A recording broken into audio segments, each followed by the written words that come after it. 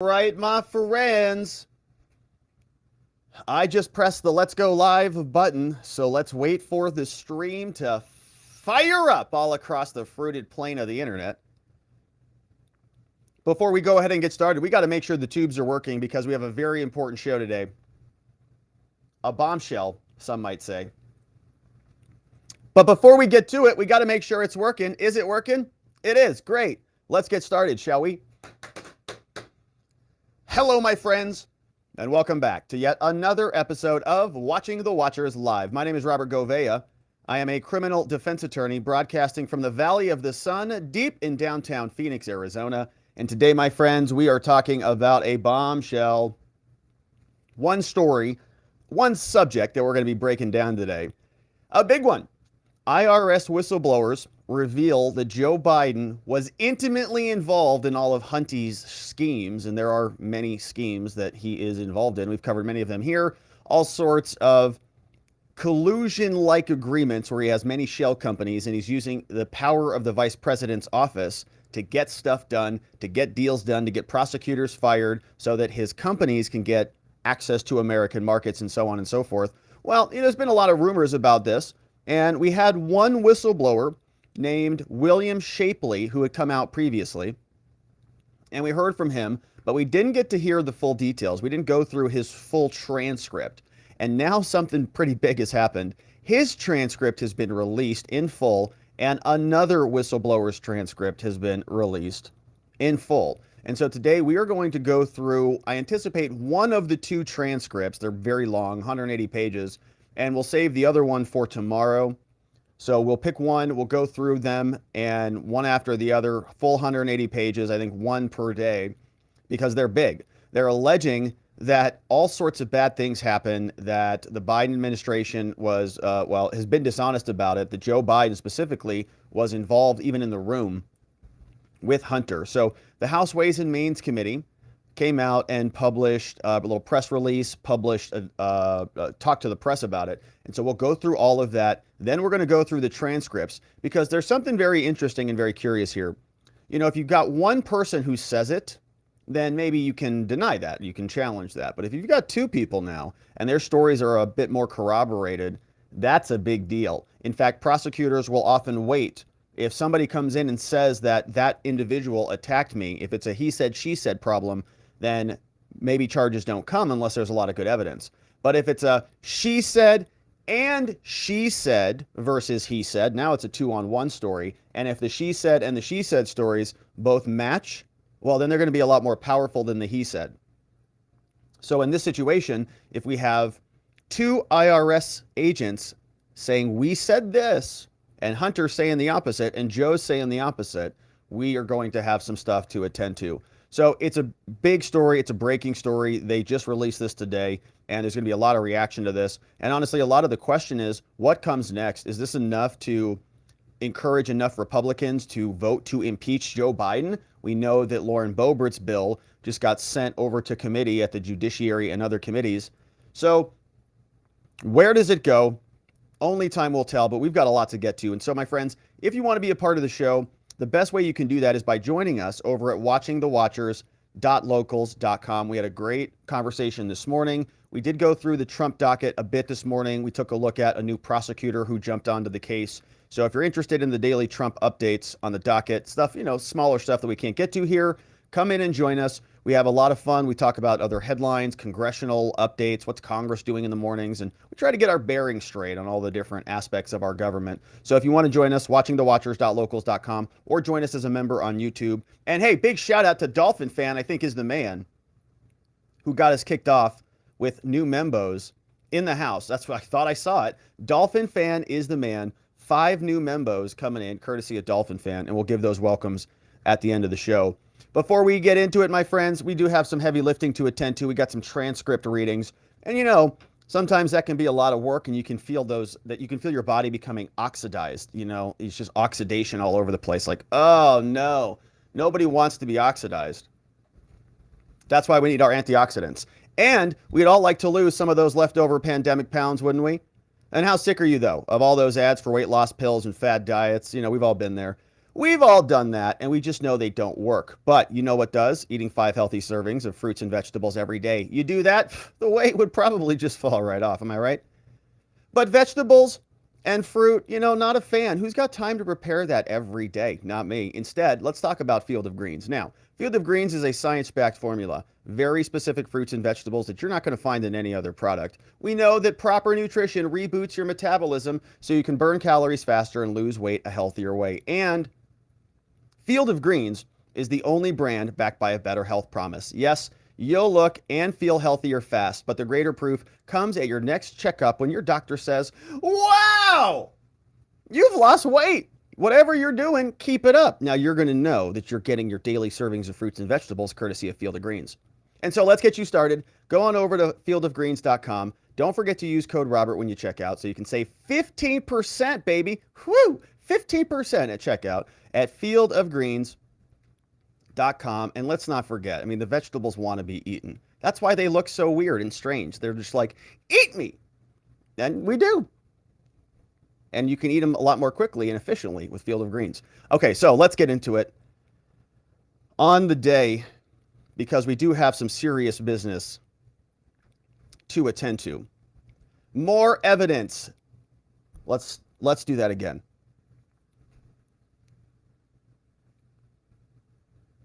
The Biden crime family marches on, and new evidence reveals a lot more nefariousness than maybe we even knew about. Congress had an inkling about it, but now it is being shown to the rest of us here in America. We've got some transcripts to attend to, but this comes from the House Ways and Means Committee. They decided to vote to release transcripts from a closed-door interview that they had with whistleblowers that came from the IRS.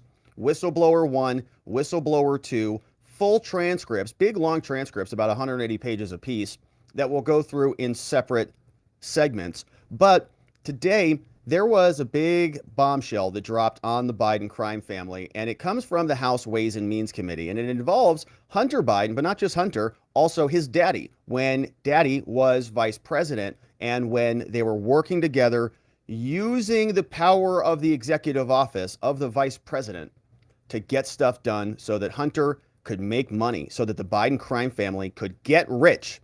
Now, as we go through this, there are several buckets of problems that we're going to see the DOJ kind of created, speed bumps in the investigation to slow things down. There were delays, and delays are very important because if you delay something long enough, something that we talk a lot about here called the statute of limitations expires.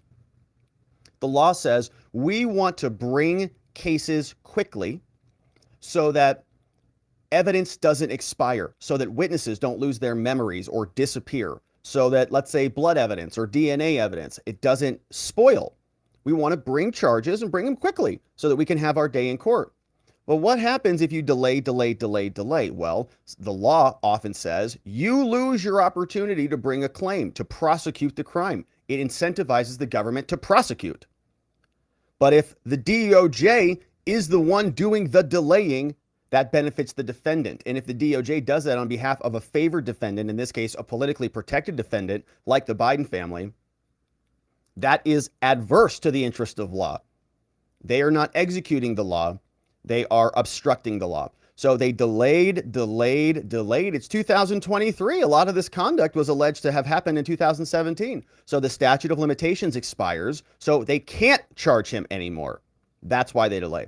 There's also evidence of cover-ups saying that when different things happen in the political sphere, DOJ and FBI agents just decided to turn the spigot off. We've got a lot of money, a lot of resources, a lot of man hours or women hours being dumped into this investigation. You're reassigned, and you're reassigned, and you're reassigned, because we don't want Joe to be investigated. There's also some evidence that there was warnings that were given to Joe Biden and the Biden crime family, that when the DOJ and the FBI were about to go investigate and raid one of his storage facilities, they got notified about it. They cleaned it out so that the U.S. attorney, David Weiss, who was there investigating this, couldn't find anything. And when we get through all of the transcripts, we're going to see that there's evidence that Hunter was sending threatening messages alleging that Joe Biden was in the room, saying, Pay me our money. Daddy is here sitting right next to me. And you know, daddy gets angry when his son is angry. And so all of this came out from the House Ways and Means Committee, published in a press release available online at house.gov. This is being sent out by Smith, who is the representative who's releasing this. He says, we've got testimony now of employees from the IRS. All right, so these aren't Russian agents. Okay, so we already hear the objections coming. Well, did this come from Russia? Is this a Russian disinformation campaign? Is this a laptop that came from Rudy Giuliani, who hang out with Putin? No. All right, these are IRS employees, and there are two of them now. So it's always just one scorned person, according to the left. Now it's two of them. They reveal that the Biden IRS and the Biden DOJ, they interfered in tax investigations, okay? So they're on the team of Hunter Biden, revealing preferential treatment for wealthy and the politically connected. And as Byron Donald says, and notice very astutely, white. He's very white. Hunter Biden is very white. And he's not going to prison. So here's what they say. A Ways and Means Committee executive, a meeting resulted in a vote to release to the public whistleblower testimony of two different IRS employees who worked directly on the tax evasion case of Hunter Biden. Okay, so they're on the team. It's not like somebody who heard about something, who heard some phone call, right? And we hear that a lot. That's a big critique from the left. Well, you know, it's like a guy who heard a thing from Ukraine over 700 years ago and nobody knows anything about it. These guys worked on the case. That testimony outlines misconduct and government abuse at the IRS and the FBI in the investigation of Hunter. The allegations point to a steady campaign of unequal treatment in enforcing tax law. You're kidding. Department of DOJ interference in form of delays, divulgences, and denials into the investigation of tax crimes that may have been committed by the president's son. And finally, retaliation against the employees who blew the whistle on this misconduct. Jason Smith from Missouri, he released the following statement today, and we're going to listen to him in a minute. He says, today, the Ways and Means Committee voted to make public the testimony of IRS employees who previously testified behind closed doors, blowing the whistle on misconduct at the IRS and Biden DOJ, unequal enforcement of law, interference, and government abuse in handling these investigations, saying the American people deserve to know that when it comes to criminal enforcement, they're playing on the same field. Yeah, right. Now, whistleblowers, he says, describe how the Biden Justice Department intervened and overstepped in a campaign. But employees blew the whistle on this thing. Now, I wonder if he's going to read this whole thing, so I'm not going to read it if he's just going to speak it again. So the transcripts are here as follows. And we're going to go through both of them, but we're not going to be able to get to both of them today. So the question is, what do we want to hit here? Is it going to be whistleblower 1, whistleblower 2? Don't know. We're going to listen to the recording and then we'll pick one. Then we'll go through it and then we'll decide. But we are going to come back and do the other one at a separate time because they're long. They're almost 200 pages each. So we'll do one today and I'm expecting to do another one in another segment, very likely tomorrow. So we've got a lot to get to, but here is what the committee has learned. The federal government is not treating all taxpayers the same. They're providing preferential treatment. They tell us, they say, despite the fact that IRS officials who were presumably on this team recommended that Hunter Biden be charged with criminal activity that includes other crimes like attempts to evade or defeat taxes, like making fraud or false statements, like making willful failures to file returns, to supply information, or to pay taxes on over $8.3 million in income, Mr. Biden received preferential treatment in the course of this investigation, and now he has struck a plea deal that's likely going to keep him behind bars. However, we know that in 2014, somebody else in the Southern District of Florida got 13 months in prison and a year of probation followed by supervised release for the same misdemeanor tax offense that Hunter was charged with. Amazing. Unfortunately for that dude, daddy wasn't the president. And he didn't have the entire DOJ and FBI in his back pocket. So Congress says this was an interesting tactic that the DOJ and the FBI engaged in. It's called delay, divulge, and deny. And I love that alliteration. That's pretty good. I'm guessing somebody from an earlier generation wrote that. The FBI, I don't think this current generation is capable of that. So it's nice. 3Ds, it's pretty good. It's like how we say here, police, prosecutors, and politicians, right? Same here. Delay, divulge, deny. Pretty good. Now, oh, this is from the DOJ. Yeah. The DOJ interfered in the investigation into Hunter's clear tax issues with a delay, divulge, and deny campaign. And that shielded him by allowing the statute of limitations to pass. The law expired. Oh, man. We missed it. Now, oftentimes, this is a defense for lawyers.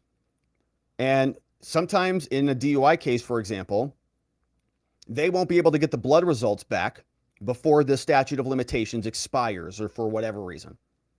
It's not very common, but it has happened.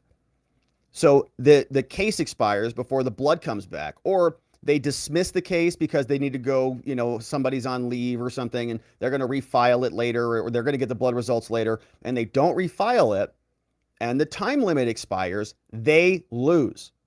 And they hate it when they lose.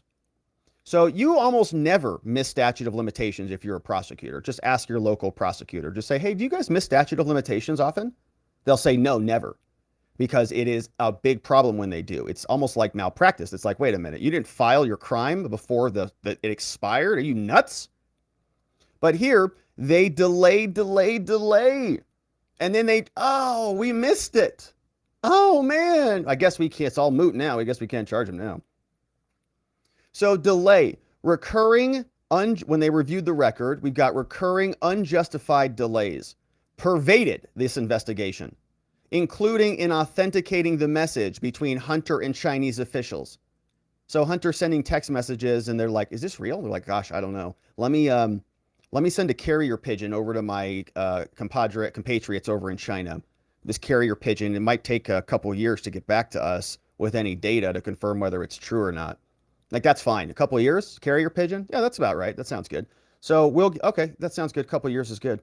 Investigators were told by U.S. Attorney Leslie Wolf that, quote, there is no way a search warrant for evidence would get approved because the evidence of interest would be found in the guest house of former Vice President Biden.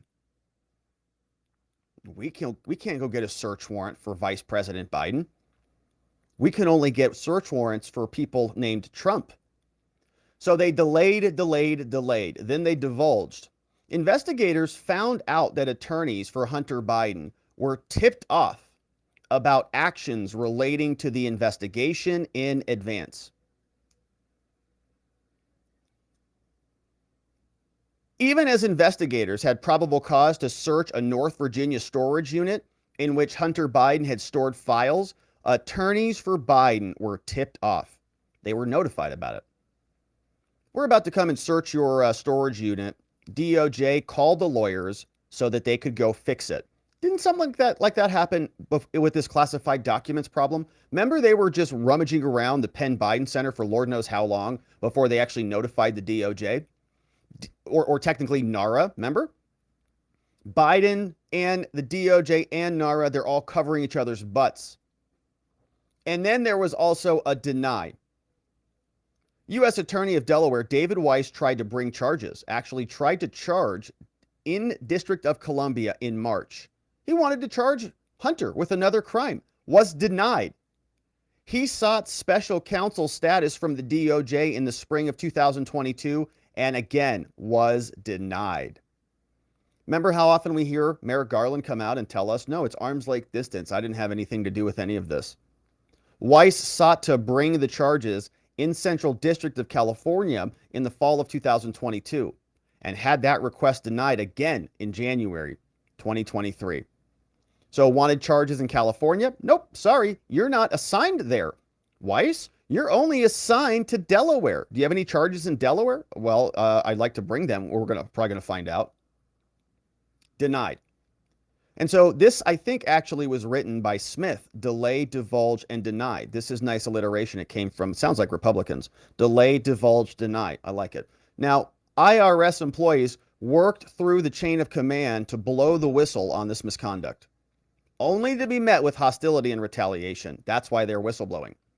actions were taken to cut the IRS investigative team out of the process after they raised concerns. One whistleblower was not selected for a position when he was more qualified than the other candidate. Limits and pauses have been placed on others, and unrelated investigations that the whistleblowers are working on all hamper their ability to do their work or advance. The whistleblowers and later the entire team were ultimately removed from the investigation after blowing the whistle. They said, oh, these guys are onto us. They took them off the team. So a lot of problems here, and this is just scratching the surface. We're going to go through the transcripts in order. But this was from the House Ways and Means Committee, and they're notifying us that if you happen to be a whistleblower at the IRS, contact them. If you happen to be an IRS agent watching this and you know about this nefariousness, the House Ways and Means Committee is standing by. So now, this is what the press conference sounded like. This is Representative Jason Smith explaining to America exactly what is happening with the Biden crime family.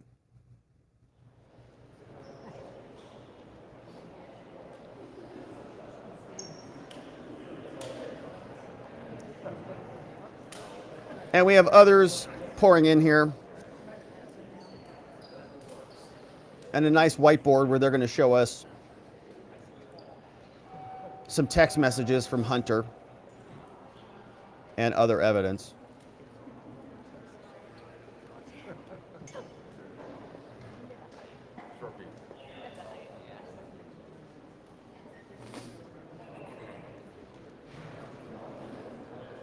Perfect.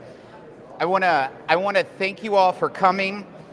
I can now confirm that we have credible whistleblower testimony alleging misconduct and government abuse that is resulting in preferential treatment for the president's son, Hunter Biden. Mr. Biden has been under investigation for tax crimes that include evading taxes on income from foreign sources.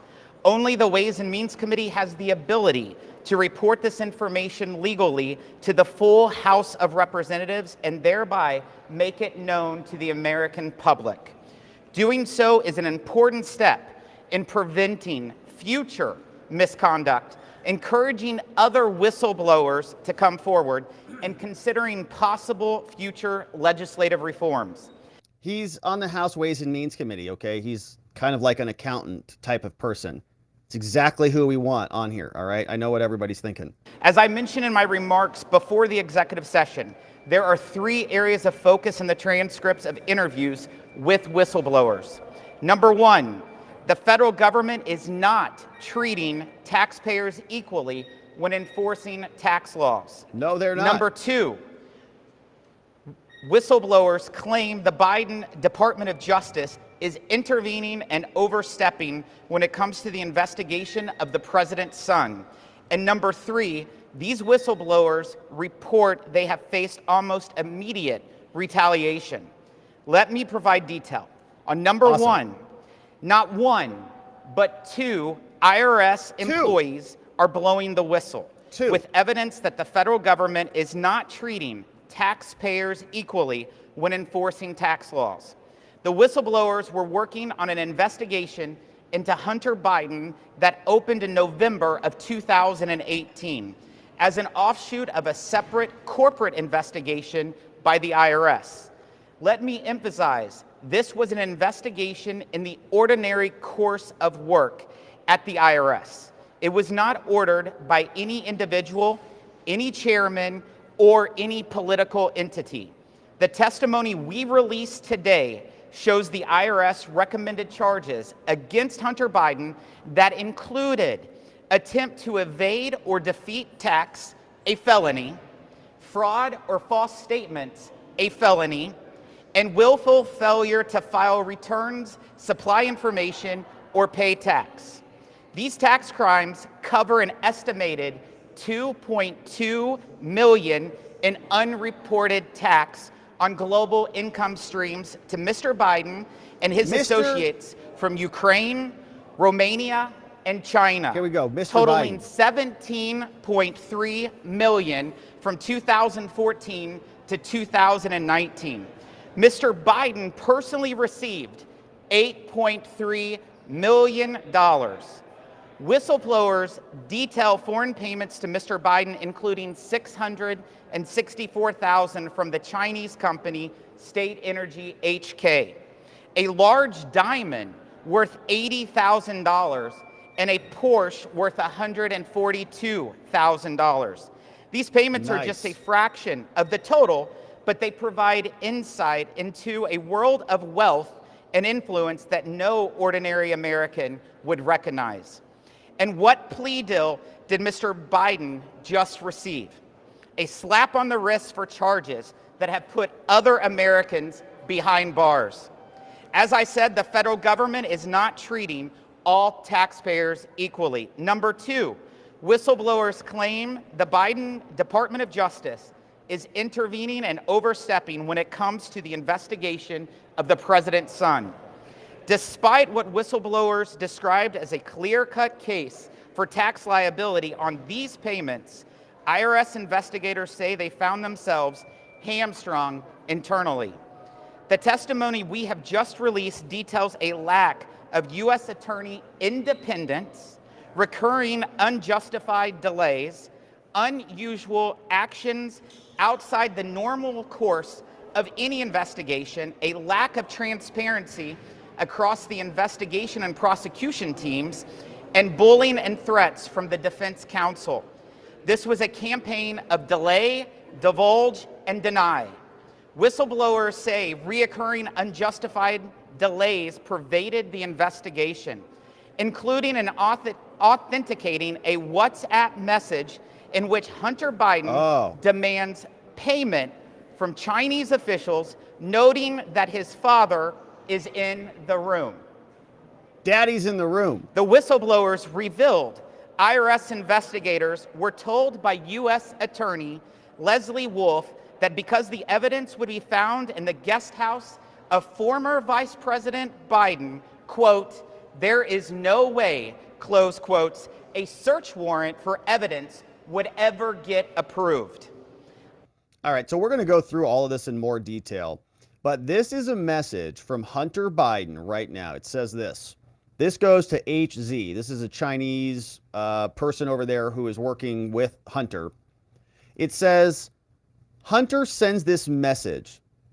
It says, I am sitting here with my father, and we would like to understand why the commitment made has not been fulfilled. Tell the director that I would like to resolve this now before it gets out of hand. And now means tonight. And Z, if I get a call or text from anyone involved in this other than you, Zhang, or the chairman, I will make certain that between the man sitting next to me and every person he knows and my ability to forever hold a grudge, that you will regret not following my direction. I am sitting here waiting for the call with my father. That's Joe Biden. IRS whistleblowers told this committee that crucial information about the investigation was divulged to Hunter Biden's attorneys. For example, even an investigators had probable cause to search a Northern Virginia storage unit in which Hunter Biden had stored files. Attorneys for Biden were made aware prior to any search, providing them valuable time to remove any materials that could be useful evidence. Few Americans qualify for such soft glove treatment from federal investigators. Testimony shows that U.S. Attorney of Delaware David Weiss tried to bring charges in the District of Columbia around March of 2022 and was denied. Weiss sought special counsel status from the DOJ in the spring of 2022 and was once again denied. Sorry. Weiss sought to bring charges in the Central District of California in the fall of 2022 and had that request denied in January of 2023. Yet U.S. Attorney General Merrick Garland told Congress that Weiss had all the authority necessary to pursue the charges. Well, which is it? He didn't. Number three, Merrick Garland, the U.S. Attorney General, said he could do whatever he wants. He could bring the charges. He could do this, that, or the other thing. It's not in my hands. I don't even talk about it. It's only my boss's son. It's only the president's kid who's living in the White House by all accounts. So that's not true at all. He was only limited to Delaware because he was assigned to Delaware. He's like, can I go to D.C. and charge him there because he was in D.C.? No, you can't. Can I go to California, charge him there? He was there too. No, you can't. Can I charge him here in D.C.? Not really. What kind of a plea deal are you working on? We know where you live. These whistleblowers report they have faced almost immediate retaliation. They say they tried multiple times to sound the alarm internally at the IRS and raise concerns with the Department of Justice prosecution team. There are two notes on dates here. April 23rd, 2023, IRS Commissioner said the following: Mr. Chairman, I can say without any hesitation, there will be no retaliation for anyone making an allegation or a call to a whistleblower hotline. IRS Commissioner said that April. Guess what? Liar. May 15th, 2023, IRS whistleblowers and the entire team were removed from the Hunter Biden investigation. Oh, interesting. Their concerns were not given fair consideration. One of the whistleblowers was passed over for a position when he was more qualified than the candidate selected by IRS leadership. And roadblocks have appeared in the course of their other unrelated investigations. Now that they have testified to Congress, they have been removed from the investigation. These individuals are risking their careers and reputations to do the right thing, which is to come to our committee, the only committee that can legally receive their testimony and share it with the House of Representatives. In closing, I'll repeat the three key findings from today's release of whistleblower testimony. Number one, the federal government is not treating taxpayers equally when enforcing tax laws. Number two, whistleblowers say that the Biden Department of Justice is intervening and overstepping when it comes to the investigation of the president's son. And number three, these whistleblowers have faced almost immediate retaliation. The scales of justice cannot be tipped in the favor of the wealthy and the politically connected. No one is above the law. Mr. Oh, no one is above the law. Yeah, it's going to be very interesting when, I don't know, hopefully the Republicans win and indict half the party of the Democrats and maybe their own party. Well, thank you, Chairman Smith. I'm Congressman Darren LaHood, former federal prosecutor. I just want to make a couple points. When the American people get closer to that mic, I think you'll see a level of criminality that I don't think anybody expected to see in these whistleblowers' transcripts. And that's the first point. The second point that I would make is it is not a coincidence of the timing of what happened this week. Everybody knew these transcripts, and we had this hearing today was going to happen, and you had a plea agreement that was entered to on Monday. This could have been done a long time ago. It wasn't. So I want people to pay close attention to the timing and the plea agreement and what happened here today. Number two, when you see the level of criminality that is revealed in these transcripts, we're reading them. There's going to be a lot more questions that are people going to want to ask. Why didn't DOJ go further? Why didn't they look into a bunch of these allegations? Why was it done so abruptly and quickly, this type of plea agreement? As a former Department of Justice prosecutor, I think it's very unusual the way this plea agreement was entered into before all the evidence was received, and you'll see that through the whistleblower reports here today. So I give Chairman Smith a lot of credit for having this hearing today, releasing this to the American people. Shout out to Chairman Smith. The media and the American people to read this and let them decide. Thank you. Anyone else? Anyone else? Do we have any questions? Yes. What are next steps for the committee? You're going to be releasing these transcripts today. What else will the committee do moving forward regarding this? Like I said all along, we're going to follow the facts, and that's what we're doing. There's other people that we need to talk to based on the transcripts, and we're going to continue to make sure that government works for the people, not against the people, and that everyone is treated the same, regardless if they're wealthy or they're politically connected, and that has not been the case. Have you requested any of the underlying tax return, audit records, or other IRS documents related to this case? Good question. Have you requested any of the other underlying documents? This is going to be a question that I've got. When we go through it, I imagine there's going to be talks about conversations that were had. Whistleblower says, I talked to this guy, I talked to this guy, I did the things, right? Here are things that I did. And a lot of the time that is memorialized in some way, shape, or form. Somebody sends a follow-up email, hey, great meeting with you, or I had something to do after that. Or even people will take notes and memorialize things themselves, right? Mark their calendars up or keep tabs in different files. I spent 1 hour on this. I spent 1 hour on this. In other words, I was investigating Hunter Biden for 6 hours today. Here are my logs on what I did. And now my logs are like gone because my investigation's over because somebody told me I can't do it anymore. So the question is, what about all of that other material, like the case files, the memoranda, the emails, the declinations, the meetings, all the calendar invites? It's all there, right? We have not requested any of Mr. Biden's tax returns, for example, if that's where you're getting at. These were 2 whistleblowers Everything else.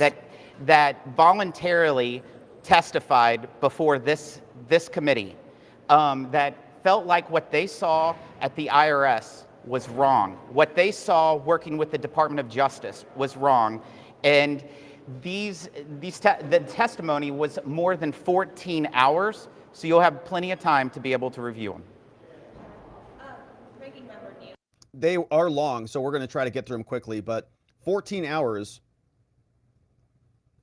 is, about 1 full day for each person. Mentioned that one of the whistleblowers was someone you invited in yourself and not someone who came forward. What is your response? So that's kind of construed the wrong way. Question was, it sounds like you invited somebody in, they didn't come to you. What do you say to that? The first whistleblower absolutely came and contacted us. The second one, we were told that the second whistleblower wanted to talk to us, but they wanted us to reach out to their legal counsel and just do the official request. That's what we did, but he paid for his own way here, his own hotel, and he did it upon himself. And secondly, Ways and Means, this isn't oversight or judiciary. You guys are not a law enforcement committee, but it seems like what you're doing seems to be going around investigating these issues. Are you investigating crimes? You're just a committee in Congress. Well, if you look into the history of the Ways and Means Committee, we have 6 subcommittees, and 1 is oversight. And so that is a responsibility. Yeah. My first week, I set up a whistleblower hotline as chairman, and we have been getting a lot of whistleblowers from the IRS. And in fact, this is where the facts are leading. Of course, we have special authority under 6103 that certain taxpayer information can only be made public by our committee, and that's in fact what we did today, so that the process can continue, especially for the committees that might need information that we have. Will you be requesting any other materials from relating to this investigation regarding tax documents or underlying materials that these whistleblowers brought up in their testimony? We're not going to put the cart before the horse, but we're going to follow the facts and make sure that justice is taken care of. Yeah, it's basic oversight. I mean, if the IRS is corrupt and they're only prosecuting disfavored defendants, as we know that they were doing during the Obama years, targeting conservative groups and such. But here, if they're protecting the president's son, yeah, that's a big problem. You've got double standards. You've got unequal protection of the law, and Congress might want to do something about that in funding the IRS, and that's part of their oversight. One of the allegations from Democrats is that one of the key witnesses What do you say to that? I have no idea what. Question's hard to hear. She said something about the Democrats are saying one of the sources is something and it faded out. Witness they're talking about.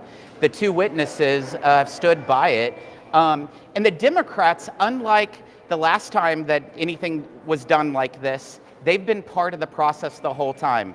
Both of the whistleblowers have every communication they've done with me, they've copied with the ranking member. The ranking member had opportunity to set in depositions with the whistleblower. He didn't do it. I did. I've met the whistleblower. I've spoken to him. I'm telling you, these people are credible. This is why we released the information. Yeah, they used to work for the IRS, and they were, I guess, qualified enough to be on Hunter's case. Can you talk about the timing of why right now it's important to make this information public and why you chose to take this step at this point in the investigation? Why are you making this public now? You know, we've been pretty busy. Less than 5 months on the job here. We passed an economic package. We passed the most bipartisan trade agreement. And we've been doing aggressive oversight that may not have been so public because of 6103. We've had to be quiet. We were at the opportunity that this is the point. Just so happens that other people decided to move at the same time. So thank you all very much. We appreciate it. Oh, it's just a coincidence. Hey, you Democrats can play this game where you drop, your dumps. You drop the FD 1023 dump on the date that you indict Donald Trump, and we can do the same thing. So Hunter takes his little plea deal, and then the Republicans come out and they hammer him with this whistleblower drop that reveals a whole lot more. And so I think today what we're going to do is start off with the newest release from the newest, most recent whistleblower, because this is the one that I think is going to be the most interesting for us to get to. And let's get some of this stuff queued up. I want to get this queued up so that we don't, let me see. Yes. I was going to go with William Shapley first, but I don't think we'll do that. I think we'll go with the newest one first, since it is fresh out of the oven. So we've got it queued up. Now, we have two different whistleblowers to attend to. And as we talked about, when there's two, that makes it a lot more credible. If you've got one person, it's he said, she said. Oftentimes, even in different assault types of cases involving, problematic assaults, they won't charge the he if it's only one she. But if prosecutors get two she's, she said that he did this thing to her, and another she said that he did this thing to her in a very similar manner, then that turns into enough to bring charges. And so we've got two of them now. Now, William Shapley, we've already talked about very briefly. We have not gone through his transcript, which we'll save for another time. But today, let's go through this new one. Hunter Biden and the Biden crime family IRS whistleblower number 2. We don't know the identity of this person, but this transcript is fresh out of the oven. We know that the House Ways and Means Committee just dropped it for us, and we want to go through it because this IRS whistleblower, this person who was on the case investigating Hunter Biden, who was removed, is alleging all sorts of big problems with what the IRS, the FBI, and the DOJ were doing when they were investigating this, including delaying the investigation, covering it up, giving Hunter and Joe warnings about it, and they know that Joe Biden, allegedly, according to Hunter, was even in the room when some of these deals were being done. And so I want to go through the transcript in detail, but here first is the letter that came out from the whistleblower's lawyer. Whistleblower X is the name of this person who is revealing the dirt on the Biden crime family. Comes from ZMF F&J on June 16th. This got sent over to the Honorable Jason Smith on the Ways and Means Committee, also to Richard Neal as well. Now, this is from the lawyer for Whistleblower X. He says, all right, dear Chairman, on behalf of my client, Mr. X, it's a pretty cool name, I thank you for inviting him to testify recently before the staff. I greatly appreciate your courtesies. Now, after having been given an opportunity to review a transcript of his interview, he would like to clarify and update the transcript. So let's come back to this because we'll read the transcript first and then we'll come back and see what the clarifications are. So presumably there was another letter like this that went over to Congress, and that letter came after the transcript, which is what looks like this. 168 pages. The interview of Mr. X took place Thursday, June 1st out of Washington, D.C. Happened in the O'Neill House office building, started at 9:41 a.m. Jason Smith was there, along with a bunch of lawyers. Counsel, staff, counsel. So we've got lawyers for the Democrats. We've got lawyers for the Republicans. We've got the partner from ZMF F&J, which is the same law firm that's representing Mr. X. So we're all in there. We're in Congress. It's a bunch of people in suits. It's a bunch of government people, packed together in a tiny room. One of the lawyers says, all right, let's go on the record. All right, good morning. All right, and they turn the microphones on. Everybody's shuffling papers around. Sit down, okay. Good morning. This is a transcribed interview of an IRS Criminal Investigator. Chairman Jason Smith from the House requested this interview, saying that you, following a letter sent to the committee through counsel, saying you desired to make a whistleblower disclosure. So this interview is now being conducted as part of our oversight. Could the witness explain your name and state it for the record, please? He says it's Mr. X. Everybody's like, dang, man, that's cool. Counsel for the witness, please state your names. The lawyers, I'm Dean. Lawyer for the committee says, all right, well, and this is the lawyer for Congress representing the congressional committee, the majority, the Republican lawyer. Says, all right, Mr. X, on behalf of the committee, I want to thank you for appearing here today. My name is so-and-so. I'm an attorney on Chairman Smith's Ways and Means Committee staff. And I'll now have everyone else here introduce themselves. And hi, I'm here, and hi, I'm John, and hey, I'm Mary, and hey, I'm Lou, and hey, I'm Jim, and hey. All right, now I'd like to go over the ground rules. Now, because you've come forward as a whistleblower and you seek to make disclosures, we're going to give you the opportunity to make an opening statement. Then we're going to go around and take rounds of questions. Majority for 1 hour. The minority is going to have an equal hour, and we're going to alternate. We normally take a short break, but let me know if you need a break in between, okay? You understand that, Mr. X? Yes, I do. And so the court reporter can make a clear record. We do our best to limit the number of people talking and try to speak clearly, be honest and truthful. And we're going to take our time. And if you don't know the answer, tell us you don't remember. And if there are things you don't know or cannot remember, just say so. And if you need to talk to your lawyers, talk to your lawyers. Do you understand? Mr. X says, yes, I do. Says, now witnesses that knowingly come here and provide false testimony, you understand, Mr. X, that you could be prosecuted for criminal perjury? You understand that? We could charge you with a crime if you lie to us. Do you understand that? Yes, I do. Penalty of perjury, lying.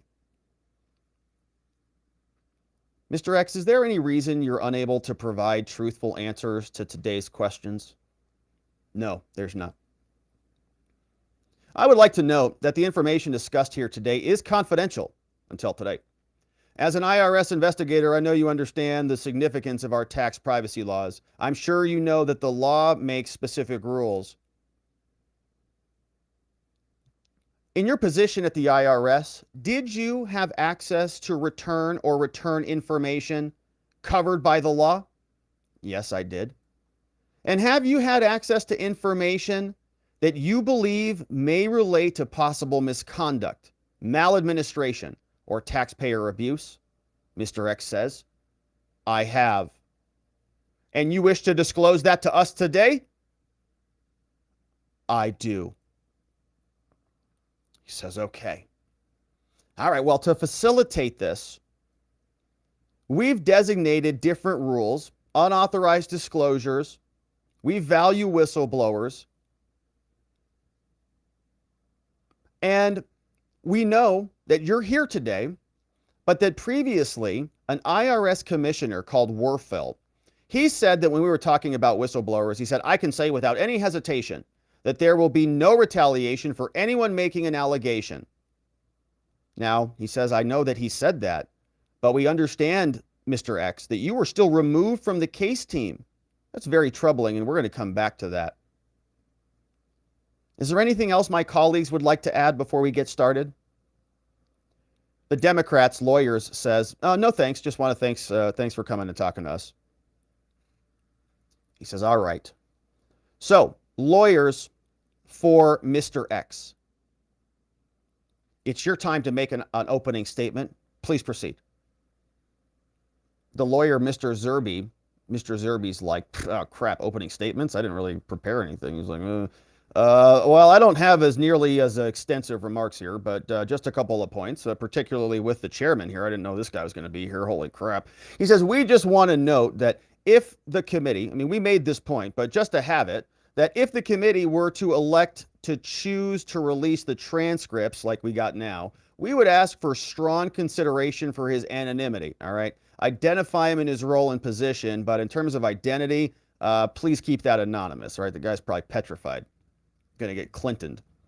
And the second point is, he says, it's just a blanket point. All right, he's going to cover an enormous amount of topics, ranging over a number of years to the best of his ability, but it's going to be a lot, all right? So obviously folks are not infallible on things, but we strive to be as accurate, as complete as possible, okay? So it's a lot. So, all right, go ahead. So, X, go ahead. Mr. X. Now, here's something interesting. Looks like a very short name there, right? Look at that, it's a short name. So we've got a short first name and a short, not that we're trying to identify this person, but it's a short first name and a longer last name. It says, and so as was stated, Mr. X is now here. So his first name might actually be X, which is pretty cool. He says, Mr. X. So as was stated, I am a special agent with the IRS, and I'm part of the criminal investigation team. He says, I want to start out by saying I'm coming here to you today after someone from your committee reached out to my counsel to come in and testify. Now, I paid for my own flight to be here in front of you, as I don't live in the DC area. I have not accepted any payments from anyone in coming here. I've got legal representation through my attorney, Dean. He says, I felt it was my duty as a government employee to abide by your request, and I think it's important that all of you should know from my recollection of what happened during the Hunter Biden investigation so that we can learn from it, so we can fix some things so that justice is served, and to create policy so that it doesn't happen again to us here in the future.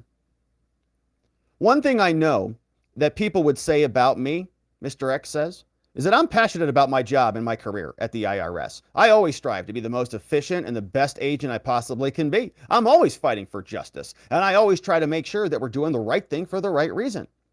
But in doing the right thing, I've found that people will fight me tooth and nail to do everything in their power to protect their own self-interests.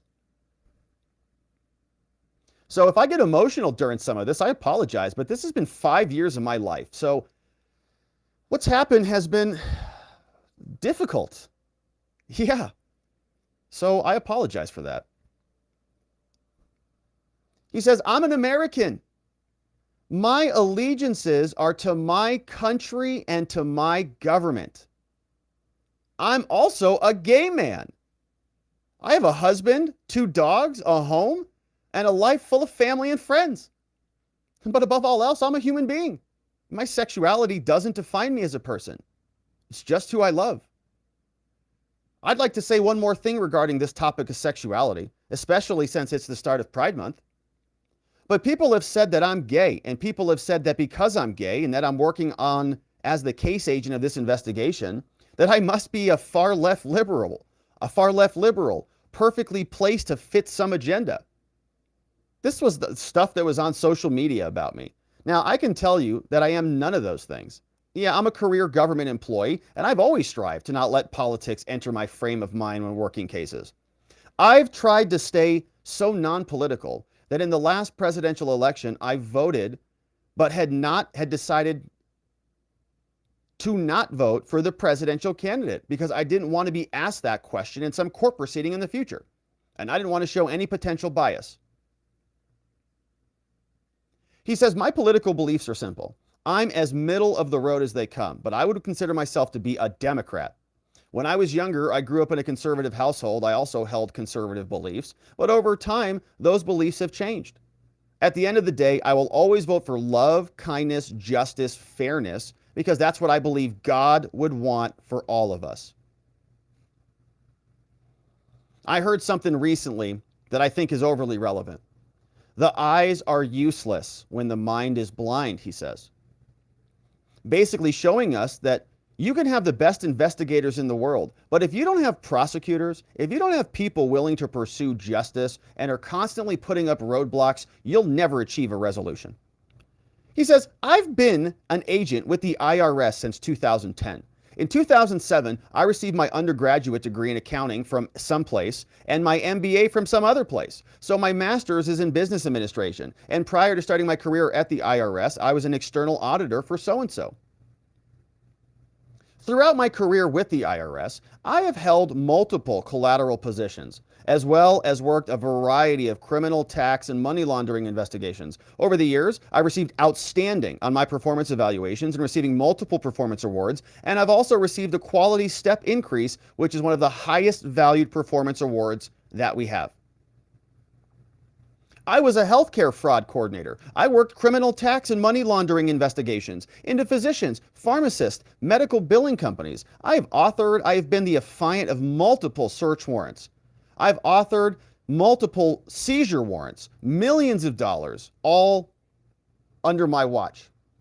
I was a public information officer. I worked as a liaison to the IRS, law enforcement partners. This collateral duty gave me a whole different perspective. The mission of the IRS is clear. We are to investigate potential criminal violations of the tax law.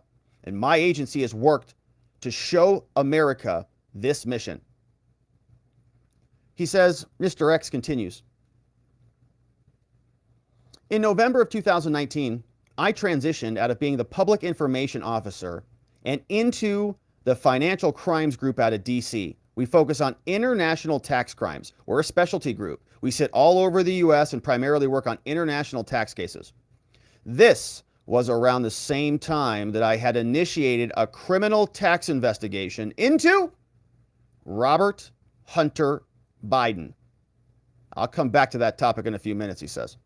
But I want to give you guys an example of what I was working on prior to this, so that we have perspective on the differences between that case and the Hunter case. He said, this investigation was the first of its kind, extremely complex. I came in as the second agent.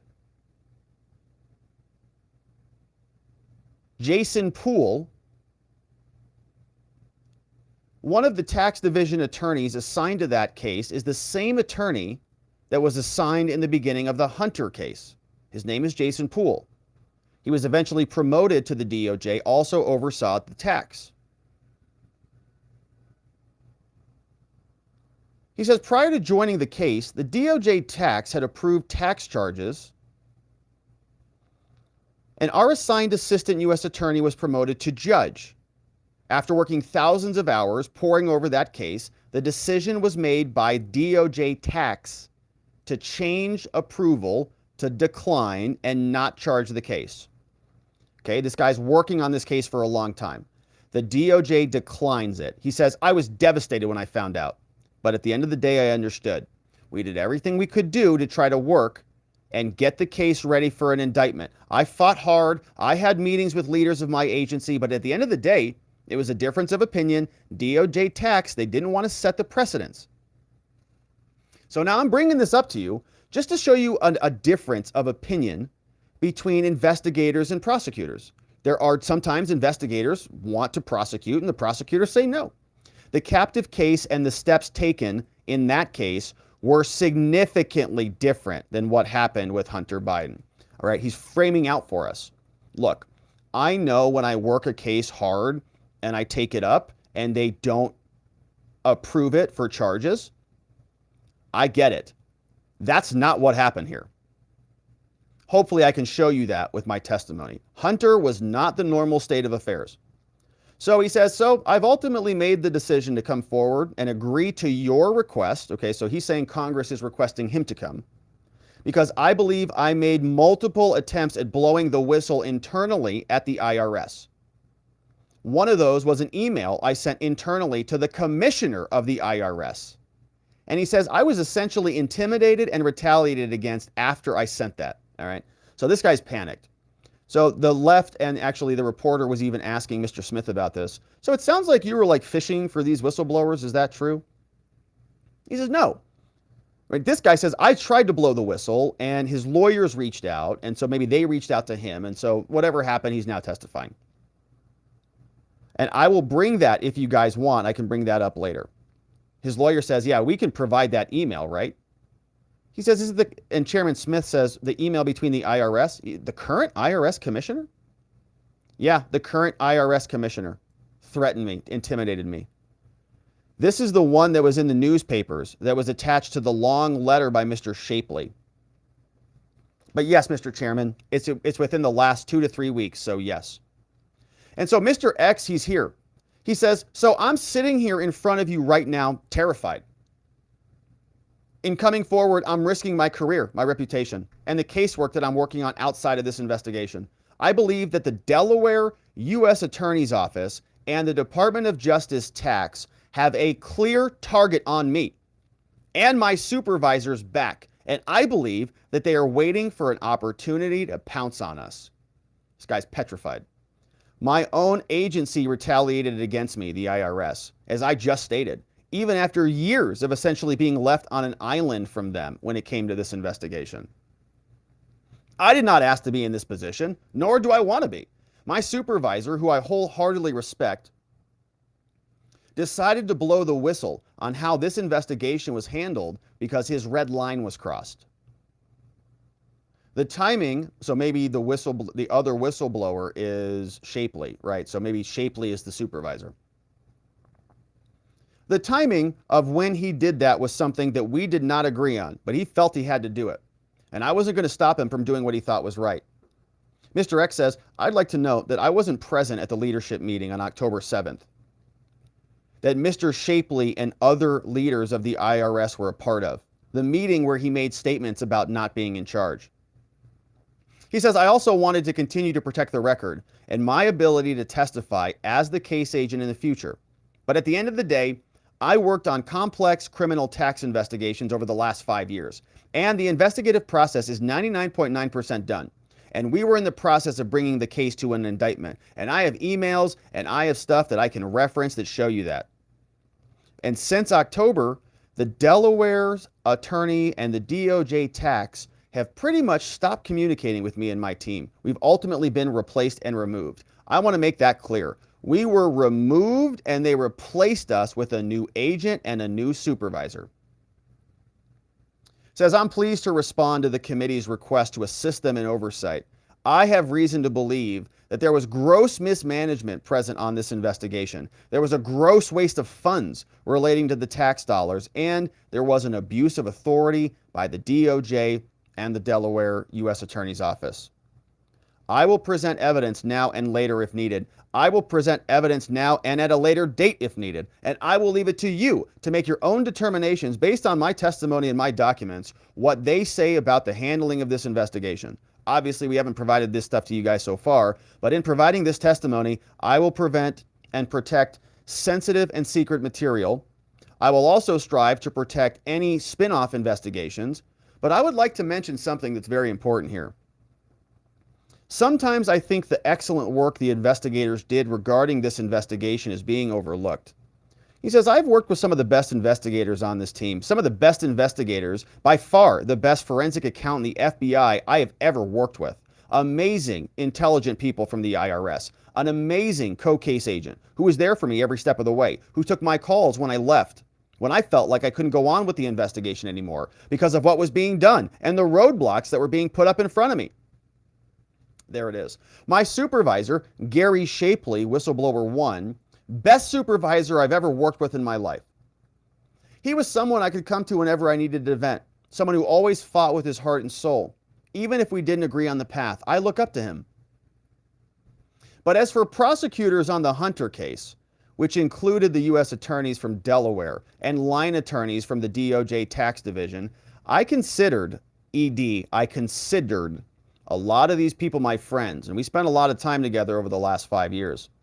But their conduct since October 2022 has honestly been appalling, and I do not think that they are considering the human impact of the decisions they're making. I've respected their work, but I think they got lost in this type of investigation they were overseeing. Looking back on everything, they had the best investigators in the nation, and the prosecutors were the JV squad, and they weren't up to the task of handling such a big case. They would often slow walk investigative steps, often not follow the appropriate procedures, and they would say that we couldn't do, or we had to wait on certain steps because there were just too many approvals in front of us. Oh no, we can't get that to you right now. I recently heard from another case agent on the investigation that the Delaware U.S. Attorney's Office loves to slow walk cases or overthink everything.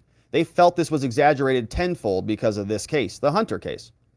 That agent also said that they had to work with this U.S. Attorney's Office, so they had to keep the status quo. Don't raise any questions or raise any problems. He says, but I was different. I was coming from the outside. I was able to bring up real issues and challenge their arguments, and it was apparent that they didn't like it. It was often met with rolling eyes. They're like, oh, this guy, dismissing my ideas, telling me that they would, quote unquote, think about it.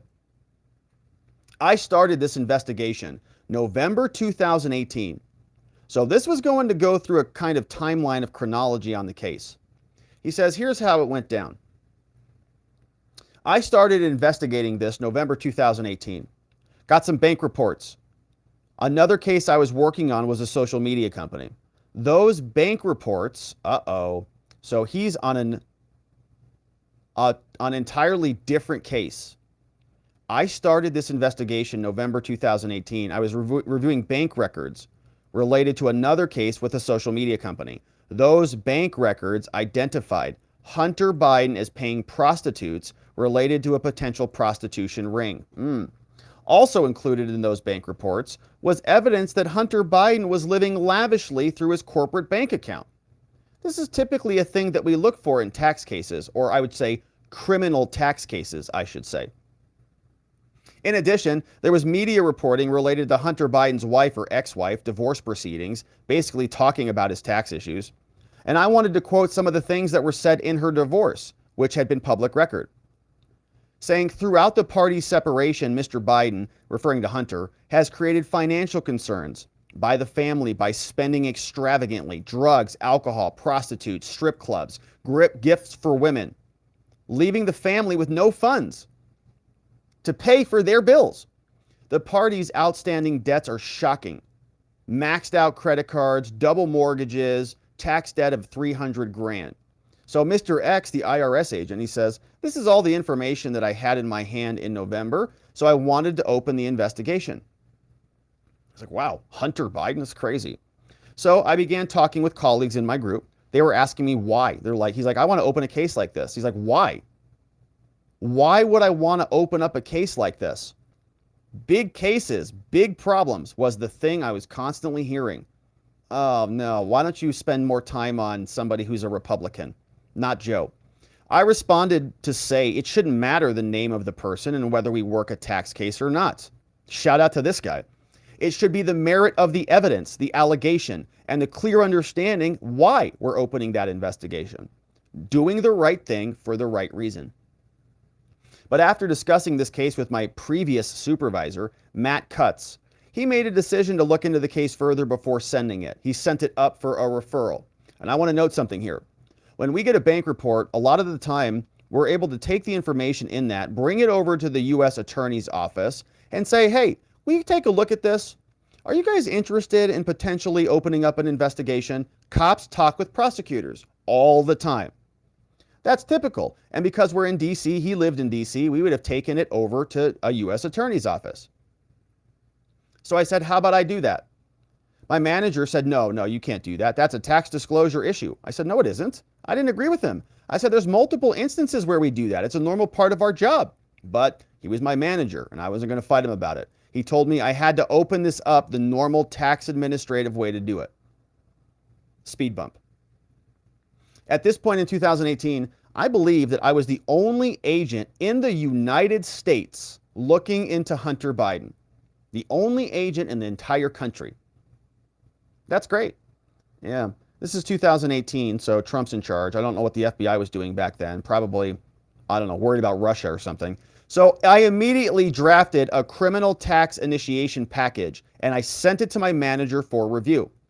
I wanted to provide an example of something that my supervisor agent told me.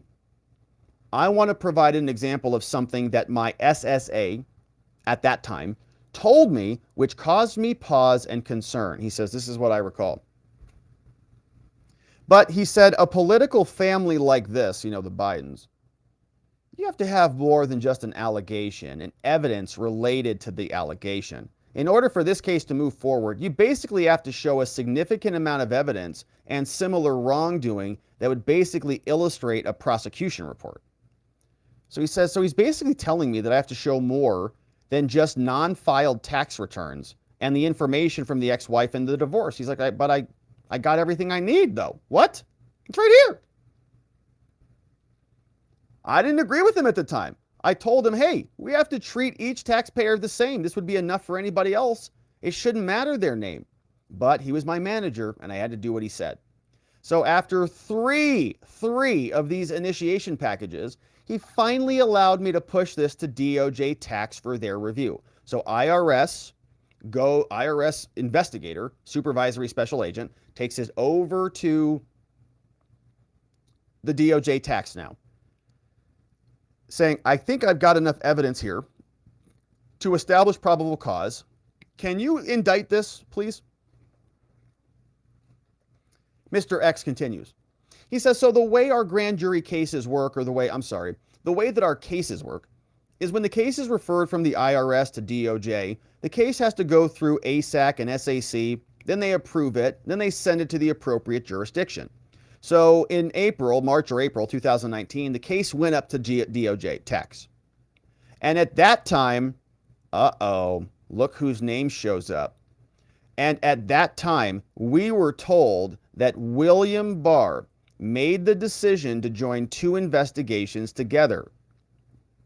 So at that point in time, I had found out that Delaware had opened up an investigation related to the bank reports that occurred in January 2019, so 2 months after I started mine. So when I found out about their case and was told that we had to merge the two, I did a venue analysis. He says, okay, well, who should have precedent in this? Like what venue, what location, what geography, what court? I said, hey, the venue's in DC. It's not in Delaware. We got to work this case out of DC. But ultimately, I was overruled. I was determined to send the case, join the two cases together, and work it in Delaware so they can get it out of DC. So it was at that time that we had learned that the FBI in Delaware were referring to Hunter Biden. They were referring to Hunter Biden by the case name Sportsman. Sportsman was how the FBI was calling it. So what were the potential issues I saw with working the case in Delaware, says Mr. X? We were working with a small U.S. attorney's office, probably never worked a case like this. Delaware was a state where the subject's father lived, daddy, and the family was extremely well known throughout the state, including people on the team. And when I say team, I mean investigators and prosecutors. It's right in his backyard. Everybody knows Joe.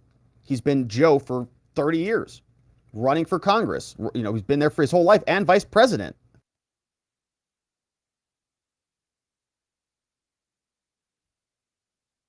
They continue. They say this was later evident by President Joe Biden, well, he was formerly vice president at the time, having to come into an FBI office on an unrelated matter and it being joked with the team. They're like laughing about it. There's another issue. A magistrate judge in Delaware made an inappropriate comment at the signing of an electronic search warrant. She had to remove herself. That caused her to recuse herself from the investigation. This set us back additional 4 months. We had to get new warrants and redo everything. All right. So the judge tainted the search warrant. So they had to do it again. Says, I want to correct the record on that and say that's themselves. So just so we're clear on that. All right. He continues, this is just a few of the issues we encountered. At the end of the day, I constantly remember telling myself, there are issues. We got to deal with it. Nothing we can change. Around 2019, I had emails being sent to me and the Hunter prosecutors from my IRS supervisor. His name was Matthew Cutts. From what I was told by various people in my agency, Cutts created memos, which we want to know where those are at, which he put in the investigative files regarding the investigation potentially violating the subject's Sixth Amendment rights. He also referred to Donald Trump's tweets at the time. Right to counsel? What is he talking about here?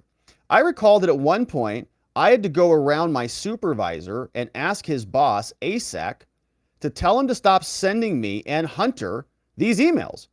I was searching media articles on a weekly basis. I was aware of everything. So one of the first disagreements I recall between IRS investigators and prosecutors was the idea of going overt. When we work in criminal tax investigations, there's an IRS policy in place that we need to interview the subject within 30 days of elevating the investigation. I want to note here, there are reasons why we might wait to interview the subject, like Hunter, including undercover work, active crimes, continuing, covert investigative steps. But with tax cases, we usually go overt sooner. I thought we definitely would want to go overt for Hunter because at the time of this investigation, Hunter had unfiled returns for 2016, 2017, and unpaid taxes for 2015. And I wanted to put Hunter on notice in the event that he filed tax returns and potentially paid his taxes. In a normal investigation, we would typically advise them, try to get a statement, try to get an understanding of why there were unfiled returns.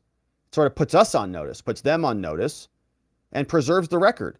So I wanted to do that, but I was overruled during multiple meetings, almost to the point that I couldn't even bring it up anymore. They would get visually upset with me. And I was continually being told we had to stay covert rather than going overt to preserve potential evidence from the FBI side of the investigation. I even offered just IRS agents going forward and interviewing them. Hey, we have a criminal tax investigation. We just want to talk with you. Overruled. So I can recall being assured by the U.S. attorneys and the DOJ that we would still be fine with a potential spies evasion charges because other activities would be similar, including the Arkansas case with Luton Roberts, which was his mistress, I guess, who he had a child with that Joe Biden won't acknowledge. So spies evasion, it's spelled S-P-I-E-S. Spies is essentially when you have unfiled returns. Normally unfiled returns is a misdemeanor, but spies evasion is a felony. It's essentially stating that they willfully evaded the requirement and there were overt acts present. That's why they were unfiled. Spies, the lawyer spells it, S-P-I-E-S, spells it out, thank you. So we did not end up going overt, meaning out in the open, so that they go up to Hunter and say, hey, and start conducting interviews until after the 2020 election. They started it December 8th. That's very interesting. So he has multiple meetings about this. And they sat down for meetings, same time, 2019, okay? 2019, he says, hey, we should probably bring this to everybody's attention. They don't actually do that because the election's going on.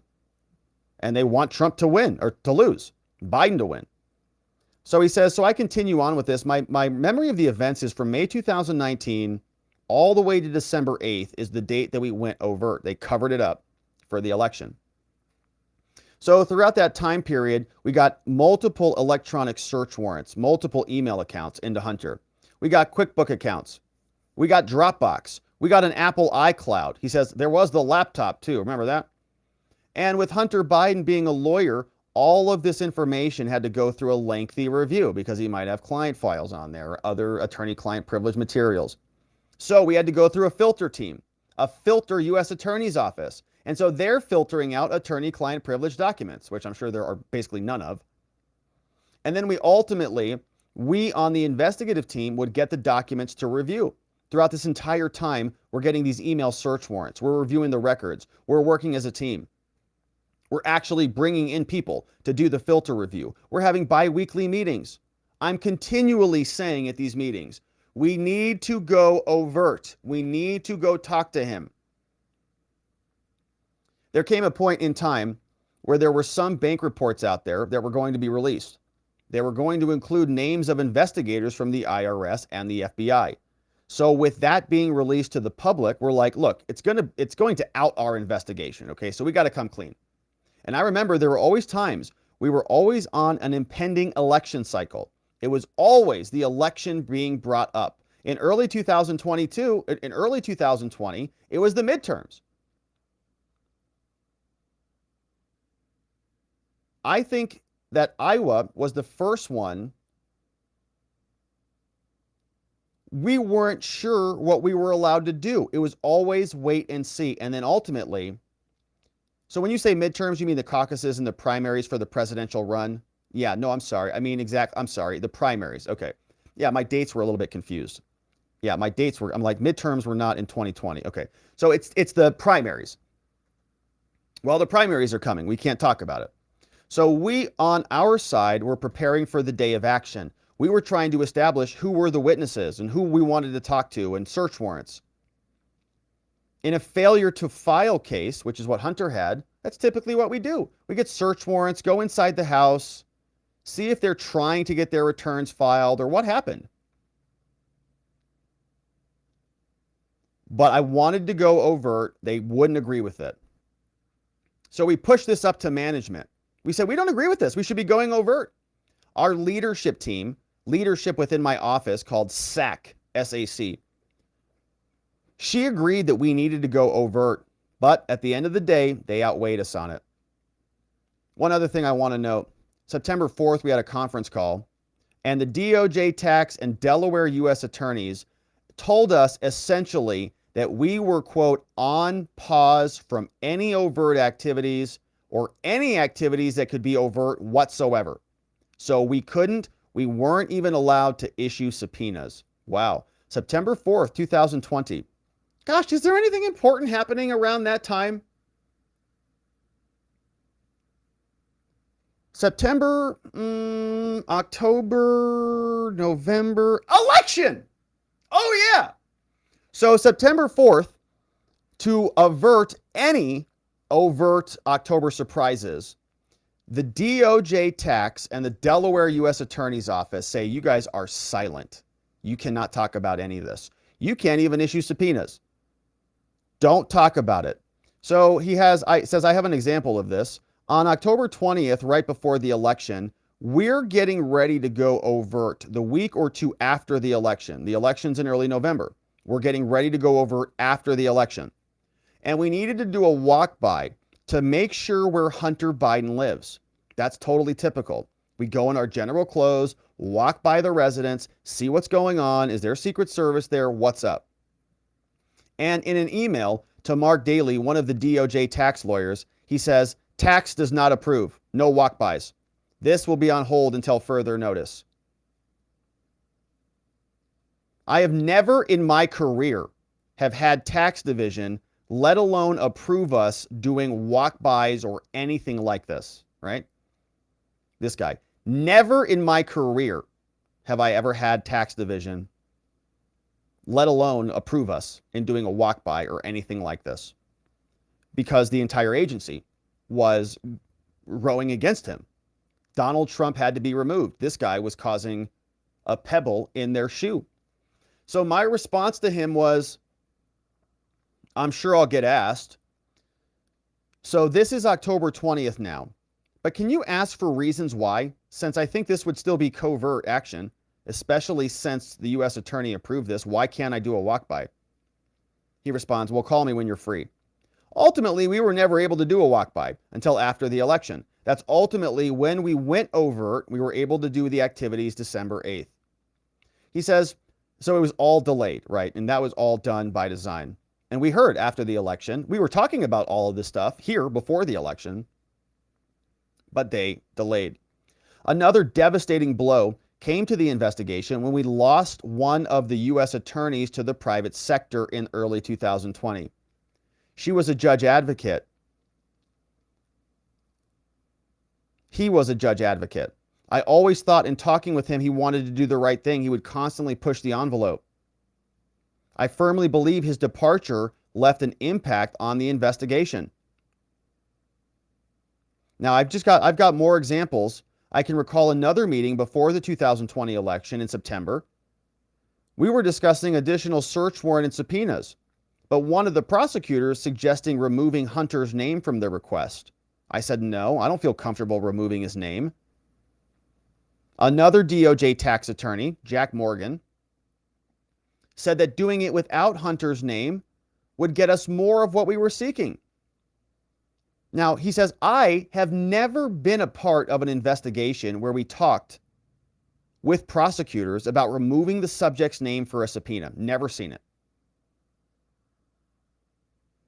He says, after the day of action, which is where we attempt to do interviews, I had a list of 30 people. I tiered them. I had tier 1, tier 2 people. On the day of action, I had 10 people I wanted to talk to.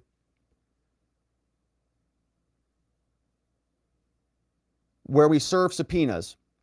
On December 8th, the prosecutorial team met on a phone call. During that phone call, we talked about a storage unit that Hunter Biden vacated when he vacated his Washington, D.C. office and stored a lot of items in there. That was uncovered through that day of action. On the night, at the direction of Leslie Wolf, I prepared an affidavit in support of a search warrant for the storage unit. And I thought, in looking back at this, that this was pretty telling. So we have an interesting thing that happened here. He says, you need to be clear. Leslie Wolf, who is Leslie Wolf? Leslie Wolf was the assistant U.S. attorney in Delaware. I say to her on December 8th, okay, sending the draft affidavit. I guess I'm happy we drafted this before. I kept the computer language in the warrant in case there are electronic devices. All right. Coming up for air for a second. This is a whistleblower who is preparing to go and execute a warrant on a day of action of a storage unit of Hunter Biden's. He prepares an affidavit for the search warrant because a U.S. attorney told him to do that. Sending you the affidavit. So I'm going to move on to the next paragraph, reading from it. We will work to get this approved ASAP on our end. So please communicate your thoughts. I would like to possibly execute this search warrant on Hunter's storage room sometime next week. I think that's reasonable given the upcoming holiday. He sends the affidavit back. Please fill this out. He fills it out. And he puts in there electronic devices in case he's got any laptops in there. I kept computer language in there so we can go get those. She responds via email. We are getting to work on this on December 9th, but I want to manage expectations with you regarding timing. Uh-oh. It has to go through us, DOJ tax, possibly OEO, definitely Eastern District of Virginia, who has never seen the case before. Layer in the filter requirements in the Fourth Circuit, and it's just not clear it's going to happen next week, even with everyone making it a priority. Did you hear all that crap that she just dropped out in that email? DOJ, tax, OEO, Eastern District, Virginia, Fourth Circuit. I don't know. What else would you like? Does it need to go to the moon and back too? So that tells me two things right there, says Mr. X. That David Weiss wasn't really in charge. Obviously not. David Weiss is the alleged Trump-appointed U.S. attorney in Delaware. And it also tells me that I have never had a case investigation to where, if we needed to get records and preserve them, that we didn't do everything in our power to get a search warrant approved and move on it expeditiously. He says, so I guess with the storage unit, we asked them to keep an eye on it and tell us if anyone went to it. But it was highly unusual that I'm being told we couldn't even do it the following week. Can't even get a search warrant. Sorry, it's just we're too busy. The Eastern District and DOJ tax and OEO and blah, blah, blah. He says, so I want to get back to this. So after I sent this, we sent each other these emails. It was ultimately decided by Leslie Wolf to not do the storage unit search warrant, right? Trump gets his house raided with a sniffle at the FBI headquarters. And U.S. Attorney Leslie Wolf, no, you don't get the search warrant. Sorry. So on a phone call, he's like, what? On a phone call, he picks up the, Leslie, what is going on here? He says, this is just from my recollection alone. I didn't document this in my notes. I said, I completely disagreed with her and that we are not following the appropriate investigative steps to get stuff in storage lockers and that I thought she might be acting inappropriately. He's like warning her like, hey, this is unethical what you're doing. At the time, U.S. Attorney Wolf asked me if we had problems working together now and if I had issues with her moving forward. You see how these people work? This is a typical government prosecutor response. This guy's trying to do a good job. And she's like, oh, are we going to have problems working together now? Are you going to have issues with me moving forward since I didn't grant you your search warrant? That would be a problem, wouldn't it? I am an attorney. I work for the DOJ, you know. I responded at that time that I didn't. He says, no, I don't have any problems with you. No, we can move forward. Jesus, lady, take it easy. Leslie, gosh, psycho. Scolding him. So after thinking about it further, I approached them with an idea. U.S. Attorney Wolf, I said, well, what if we didn't tell Hunter Biden's counsel about the storage unit? He's been given a request for records. What if at the time that he's given those requests for records, he doesn't access the unit? And if he doesn't access the unit, we know he's not complying with that request. So if at the end of the time he doesn't access it, let's do a search warrant on it then. So they send him a records request. They monitor the storage unit. He doesn't go to the storage unit to get the records. They know he's not complying. They say he's obstructing the law, and then they prosecute him. This would basically be a similar pattern to what they say happened with Trump. No joke. She told me she would think about it. So I pushed this up to my leadership. I pushed it up to my special supervisory agent. They all agreed with it. They thought, yeah, that's a great idea. So they called David Weiss, the so-called Trump-appointed attorney in Delaware. David said to them, they called it the blank plan, which must be Mr. X, the Mr. X plan. David Weiss from Delaware says, yeah, that sounds like a great idea. Let's plan on doing that. That's what he told them from what I was told after the call, on the call with David. So I find out a couple days later on a phone call from them that U.S. Attorney Leslie Wolf and tax attorney from the DOJ, Mark Daly, guess what? Guess what happened? They called Hunter Biden's lawyer and told them about the storage location and said that the request for records includes the stuff in there. Do you see? Total dishonest cheaters. So Mr. X has this great plan. Send Hunter a request for records. He's not going to go give us all the records. We know he's got stuff in the storage room. When he doesn't go to the storage room to get the records, that's when we'll get him. Great plan. David Weiss, the so-called attorney who is on this case, leading this case, appointed by Merrick Garland, says it's a great plan. But the underling attorneys who are not even on charge of this case, Mark Daly and U.S. Attorney Leslie Wolf, they call Hunter's lawyers and they notify him. They give him a warning. Tell him about the storage location so that he doesn't fall into the trap. They literally alerted him. So he says they literally went around my back, my idea, around what we had already talked about, and they did something completely different. And I guess because the thing was probably filled with classified documents, for crying out loud, and crack. And I guess it was at that point, there were a lot of things that happened before this, but it was at that point to me that I started to believe that the attorneys in the U.S. Attorney's Office in Delaware were not acting appropriately.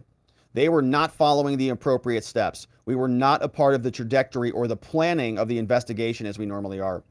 I know another situation in which activities were being held up by unnecessary protocols. They were not letting me do my job.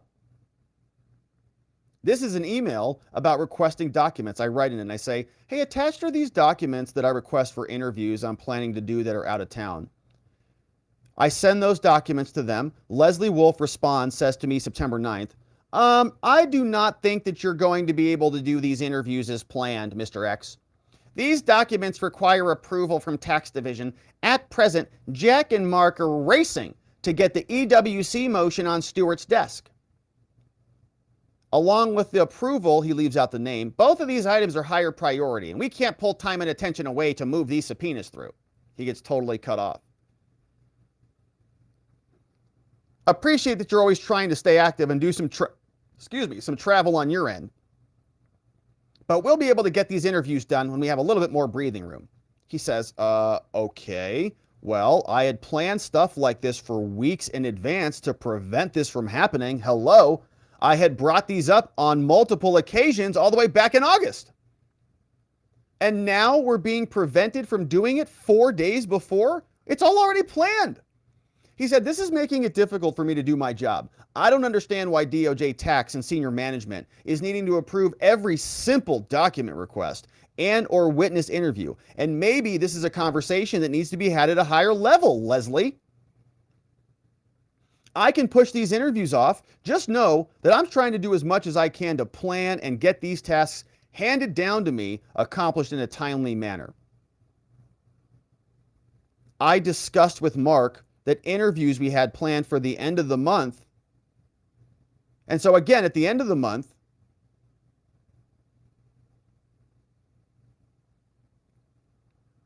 and they're just having delays. Emails sent to management with a list of 10 documents with requests to be served. Do they object to these documents? Says, you're the man, I'll fill you in on my issues. This is me further stating that I am sick of fighting for always doing what's right. There were so many instances, he says, these are just a few, where I'm fighting to get document requests. I'm fighting, it's just all, let me think, there's just too many approvals to get done. And then, not only was I having issues with prosecutors, but then I had issues internally with the IRS. I had to go around senior leadership to my director of field operations. That's the person who's fourth above me. He told me that I can come to him at any time with issues on this case. His name is Mike Batdorf. And I was raising issues all along with so many people. I said to him, Mike, I said, again, look, Mike, sorry, September 20th. Sorry, Mike, I hate to bother you with this, but I'm almost at the end of my rope. I think I'm at the point again where I need your help. I have a ton of interviews and travel planned and scheduled for the next 3 months.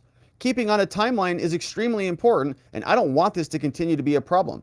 Now, I don't mind the questions from management, but it feels like they're not listening to me. It felt like they left me on an island.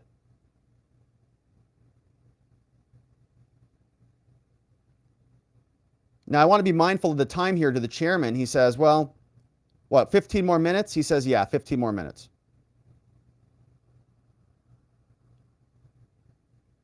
He says, okay, 15 minutes, let's finish it up. Then we can take a short break. Go ahead, Mr. X. He continues. So I want to mention one more thing. Mr. X says, I can recall wanting to interview and getting records from Hunter Biden's children and members of the Biden family. There were expenses paid for the children, as well as potential credit card expenditures and Venmo payments, all deducted on the tax return. When I pursued this on October 21st, Leslie Wolf, U.S. Attorney, told us it will get us into hot water if we interview the president's grandchildren. That was completely abnormal, out of the question. And it's part of our normal process that we go in and interview people, especially people who are receiving money or receiving payments related to a case like this. So that's just another example of issues like that. And in October 2021, we had what was called a tax summit. We all met together. When I say we all, it's the prosecutors. Jack Morgan was there. Mark Daly from DOJ Tax was there. Leslie Wolf was there. Carly Hudson from the Delaware Attorney's Office was there. And at that time, we decided what charges we were going to push forward in the prosecution report. We all made the decision. We're going to move forward with counts 2014, 15, 16, 17, 18, and 19. And it would be felony counts related to 14 and felony counts related to 18. That was a decision made at that time. Obviously, we've seen the plea deal. It's not that. So I drafted the prosecution report. I spent all Thanksgiving around that time drafting this massive report. Our reports are a lot of evidence. There's a lot of stuff that goes into it. So in November, I drafted the report. It went up to our internal counsel. They're called Criminal Tax Counsel. Also went up to our internal counsel. They review it for legal issues, and they actually give a recommendation to our leadership as to move forward or not. They basically give an approval or a declination, and we talk about declining prosecutions here. All along, they were telling me that the counsel attorney was telling me, her name was Christy Steinbrenner. He says, we're good to go on these. I'm going to give you a green light, right? So green being that you're good to go on those years. Yellow meaning caution. She was telling me that they were going to concur on it. I was hearing that all along. Green lights. Now, they took almost more than 60 days on their review, which is more than they're allowed. They took more than 60 days. And then in February 2022, and I'm not going to get into the details on this, they end up sending a non-concur. So a declination for all of the years at hand. February 2022, not long ago. And I messaged the lawyer, or the attorney, Christy Steinbrenner. I say, hey, Christy, what's up? You told me that we were going to concur, that we were good to go. She responded. She said, I always told you it was green, or I always told you it was green and yellow. And I have to look at what the statement says. But basically, she told me what I stated in there, that it was a concur. So it was like one of the first times I was like, well, gosh, now we have these issues with our U.S. Attorney's Office and DOJ tax, and now I'm having issues with counsel. So our leadership ended up pushing that forward, ended up approving it, and sending it to DOJ tax March of 2022. So he says, I want to go to my notes now. February 25th, the IRS sent the prosecution report to the tax and the attorney's office. In my report, venue was proper in DC and California. We didn't even belong in Delaware for tax charges. He says, well, why not Delaware? Well, for failure to file tax charges, if there are, it's where the subject lives. So if he's living in DC in 2014 and 15, the venue was DC. And he was living in California 16, 17, 18, 19. So it should have been California. So then we have a taxpayer call with Hunter's lawyers. Defense counsel supposed to show up and give them their defenses. In this case, I know they've had 3. He says, all the cases I've ever been a part of, you get one defense counsel meeting. In this case, they've had 3. With the most recent one, they've had 4. So that's high. I've never heard of that in my career. Never heard of it at all. So they have a taxpayer conference. On or about April 26th, they have a second taxpayer conference. At that conference, they present defenses. We're reinvestigating more things. Now, something happened here. He says, March of 2022, we're told, I get a phone call that they are now bringing the case forward to start. Now, I need to ask you a question about how can we go off the record, please? They go off the record. And we're back on the record.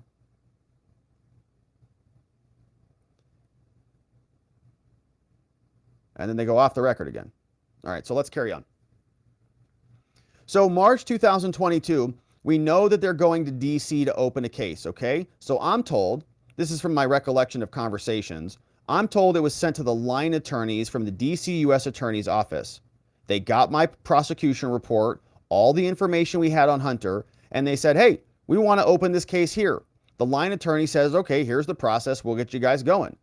So 2 days later, I find out at another meeting, while presenting the case to DC, that it was denied. We were not allowed to go there to present the case to DC. We were all to rely on the attorneys to go and do that, but IRS cannot go. So then in March, a couple days later after the meeting, I get another phone call. And from my recollection, Mark Daly calls again, DOJ tax lawyer. He says, I think he was a little bit too forward with the information he gave me, but he basically said that now that the U.S. attorney looked at the case, they don't want to move forward with it. DC doesn't want it. Essentially, what he told me is that not only are they not going to join the case, they also told our prosecutors that they don't think that we have, or that we can, that we have the charges. So not only was it a no, we're not going to help you, but it was also a you shouldn't bring the charges here essentially either. Can we go off the record? They go off the record, back on the record.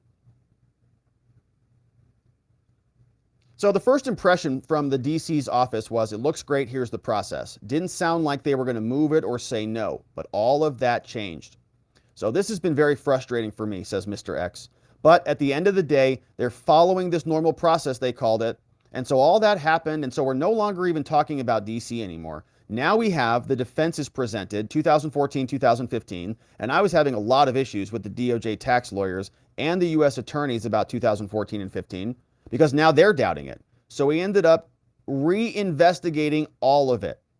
We ended up looking at the evidence, and we found emails that actually showed that Hunter Biden had planned for what happened that caused him to essentially evade his taxes in 2014.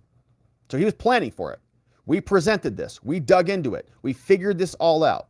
And hopefully after all of this, I can go through some of that for you guys.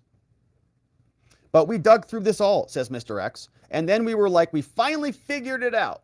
This is why this happened. And it felt like the line attorneys weren't even listening to us. They weren't following the evidence. They were saying, well, they provided this defense, so that's the way it has to be, versus us looking at it like, well, no, let's figure out the way the evidence shows us.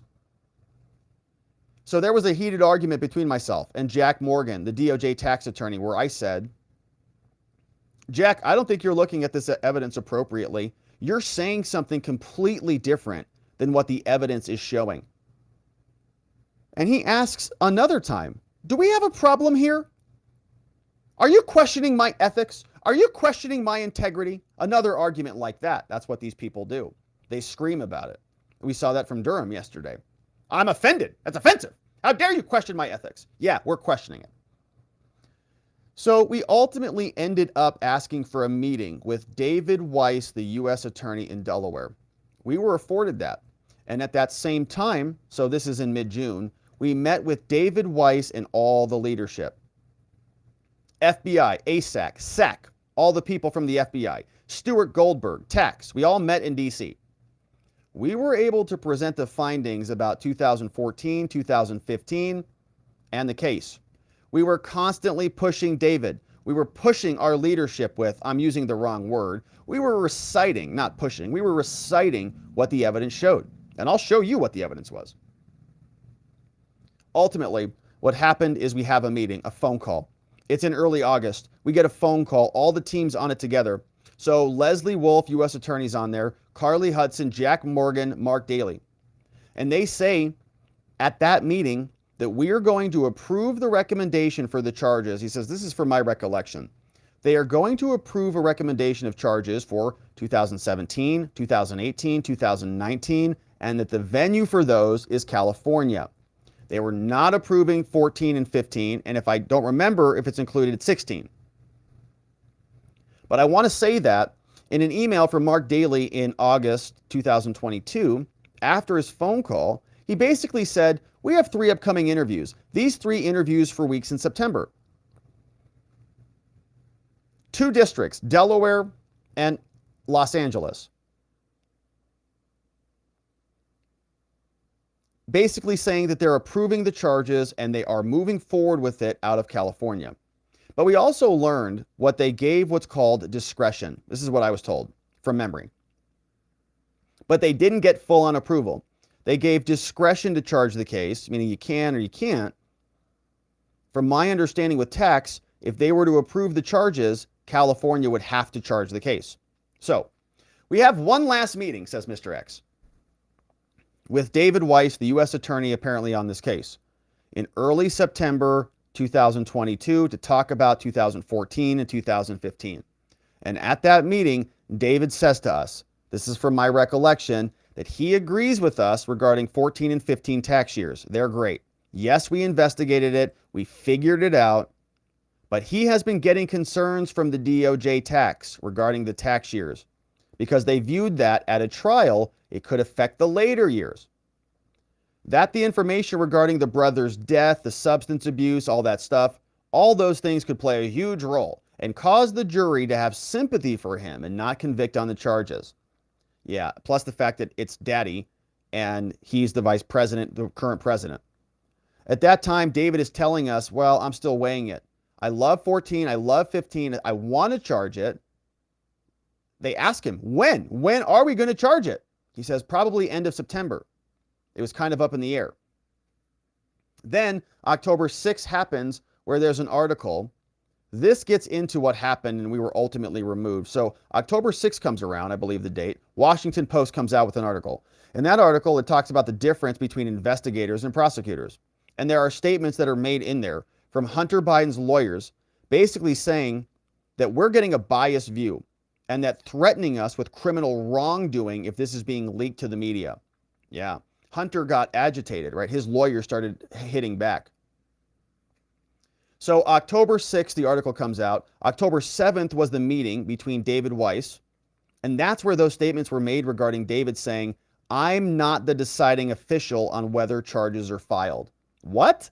David Weiss said, I'm not the deciding official on whether charges are filed? He says he has no authority to charge in California, essentially, is what is told to me about the meeting. That's right. Because he only got assigned to Delaware. And when he asked for permission to go to California or to DC, also declined. After that article on October 6th, we have one more interview left. We're still talking with the DOJ. They're still meeting with us. So October 12th was the last interview that we did. I had a phone call. I have it in my notes. But I had a phone call with Leslie Wolf once again. She asked me for the significant case reporting that my manager sent up to IRS leadership. She asked this as part of discovery. She didn't ask for 5 months prior to this. We turned over some discovery. So it's highly unusual, or I've never had it happen where they've asked me for my manager's either emails or discovery. Okay, so they're taking this away from this guy. And it was at this point, I believe things changed with them. They saw some information, or I don't know what it was, but they requested discovery to include emails from the team and emails and documents from supervisors. They wanted to know what this guy knew and what everybody on the team knew. And just so you know, that would be super unusual, because imagine if the chief of our agency had to provide discovery in all the cases that we work. It would be impossible. So anyways, so they request the discovery. They're like, what are they working on? Hey, send me your emails, send me all your logs, send me your notes, all of it. Just give it to me. So after that, they request discovery, and then what happens? Well, essentially, we get removed from the investigation. We're gone.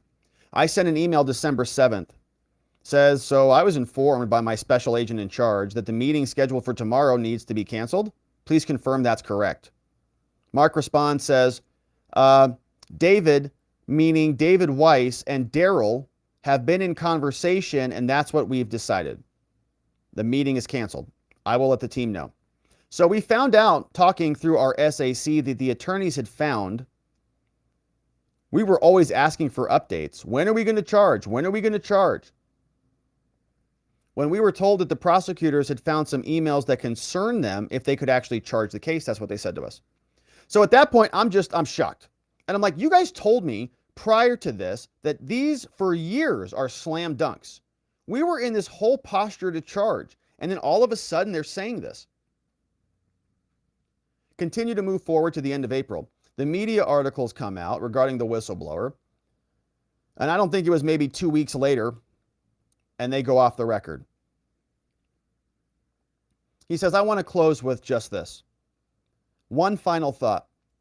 I think about all this, the difficult and the grinding path that I and my colleagues have had to take in this matter, and how it best could be avoided.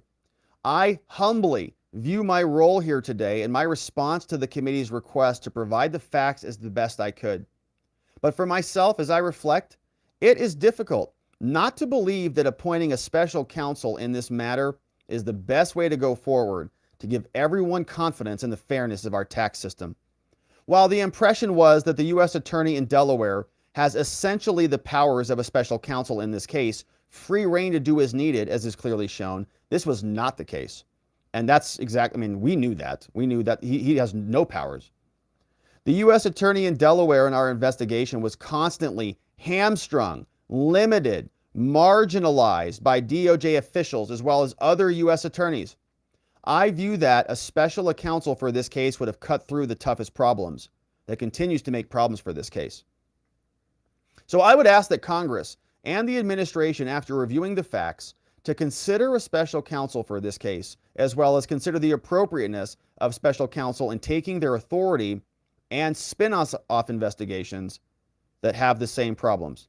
And lastly, I would encourage Congress and the administration to consider establishing an official channel for federal investigators to pull the emergency cord and raise issues when this pops up. I do not want my colleagues at the IRS, FBI, and other agencies to go through my frustrating and disheartening journey. I believe having such a path will strengthen the public's confidence in their institutions and the fair and equal treatment of Americans under the law. Whew! All right, and so that, my friends, was the opening statement for Mr. X, the whistleblower, who is shining light on the Biden crime family. And there was a lot to unpack there.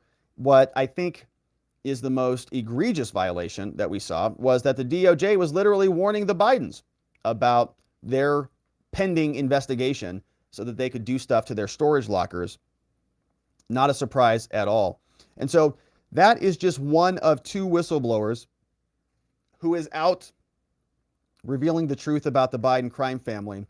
And of course, there is another one, William Shapley Jr., and we'll learn more about him in another segment as we continue to cover this and more. But that, my friends, is it for us on the day. And now let's see what you have to say about this, courtesy of our friends over at watchingthewatchers.locals.com. I see we have some very familiar faces in the chat. Our friends on YouTube, our friends on Rumble, and everywhere else. And hey, this morning, today at the start of the show, John Allen's clipped this one for us here today. We want to say thank you to Dolphin Fan is the man who invited 5 new members over into our amazing new community. Shout out to Dolphin Fan is the man. We've got Rose 4, Adam K, Cheryl Bosnan, and we have Beyond Geostars, all new members, courtesy of our friend Dolphin Fan is the man in the house. We appreciate you, Dolphin. Thank you very much. Hey, Dolphin Fan is the best, says Rose. He is the best. Dolphin Fan is the man. And our members-only chat is very lively and spicy, courtesy of Dolphin Fan and others. And we appreciate you. Hey, Beyond Geostars says, peace and love, brother. We will be okay.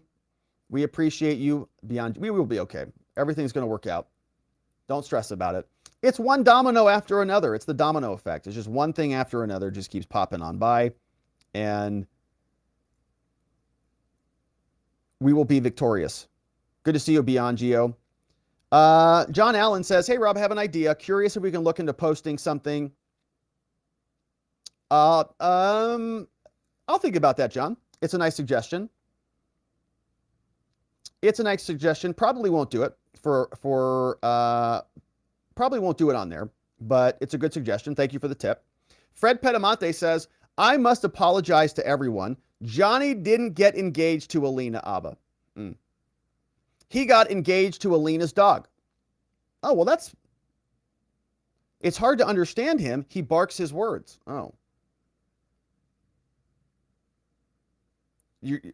Johnny this? Johnny barks his words? Well, how have you been talking to him this whole time?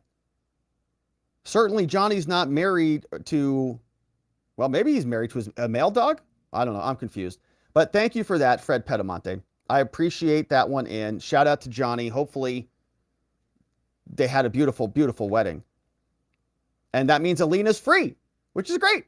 We got this one from a bad poet. It says, no one is above the law, except if your name is Biden, FBI, CIA, DOJ, Hillary Clinton, or that kid from STX, or FTX rather, who is just careless with people's money and is very sorry. Yeah, no, they're all good.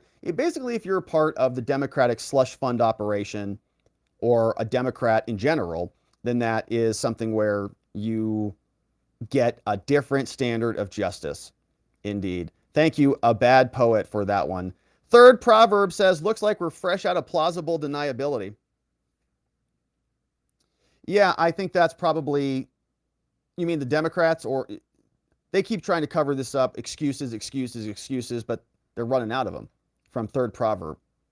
Running out of plausible deniability, indeed, from third proverb. Facts Matter says, can Congress file a motion to be added as an interested party to this plea agreement to put a halt to it?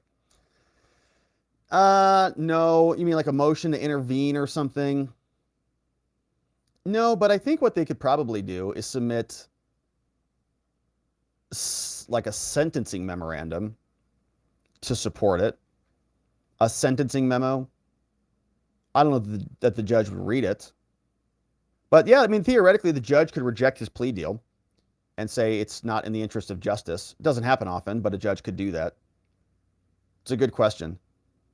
But, like a motion to intervene or something. I was thinking they could submit a sentencing memo. So Hunter will take a guilty plea, and then he'll go through a sentencing proceeding, and there could be people who would speak there. And I think theoretically the judge could reject the plea. But I doubt that it happens. It's Delaware, so it's going to get done. It's Delaware. It's Biden's territory. Good to see you, Fax. Tony Hay Munkett says,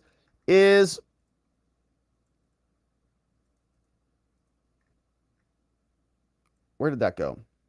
Tony Hay Munkett says, this is stuff we already know about Hunter and his daddy, the big guy. But with these people going after him now, we will finally wake up the normies, and that's what we need. God bless America. Yeah, I look at it like these little dominoes, and I think the Republicans actually have a lot more information than they're letting on. They probably have the next thing, or the next couple dominoes. And remember, we are in election season, and this is very important election material. So they're going to want to use it and save it. And if Joe Biden can get nice and anchored in as the candidate, and then he gets all of this stuff that gets dropped on him closer to the election, that's more useful then than it is now. And again, it's a slow drip. And I think these investigations are going to take a lot of work. I mean, we just listened to what Mr. X told us and how much work went into his investigation and how much he got thrown off course. So it's like, it's like political pain by 1,000 cuts, right? It's like 1,000 cuts, peaceful political cuts, but just one after the other, drip, drip, drip, drop, drop, drop.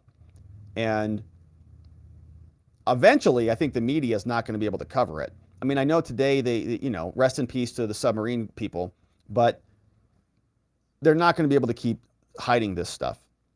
Hey, it's Hunter's crack dealer who's here. Speaking of Hunter and crack, John Allen, Hunter's crack dealer, says, Rob, Hunter's crack dealer here. Now, I know this is going to upset most of my viewers here, but I'm glad my buddy Hunter is getting off with a slap on the wrist. I mean, it's his crack dealer, so he still owes quite a bit of money to me from his last binge. With you and the IRS, it sounds like. But now he has contacted me for another huge order for himself and the big guy and plans to party big time in the White House. They think they're going to win again.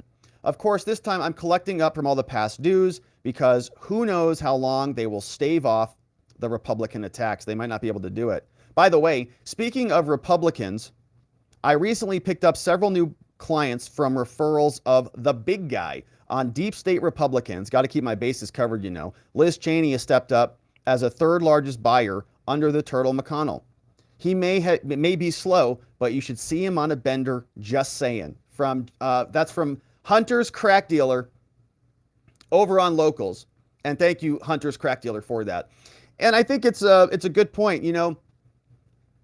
I didn't realize Liz Cheney was up there on the list. Turtle, for sure. That dude, it's Cocaine Mitch. We know that. Now, Liz Cheney, although maybe that's where Daddy Cheney keeps going. Maybe that's what keeps his heart ticking away, is all that crack. Anyways, so we've got Hunter's crack dealer is a part of our Locals community. Thank you to John Allen for being here and for being awesome and for keeping our community pumped and filled with crack. Bonnie, thank you, Bonnie, says, will this information make any difference on whether the judge accepts the plea deal? So I doubt it. I doubt it. I think that the judge is going to take a look at it. It's a Delaware judge, which is why they're in Delaware, not anywhere else. And they, you could argue that it's, I would bet that the judge has probably seen similar lenient deals, right? Like, it's not,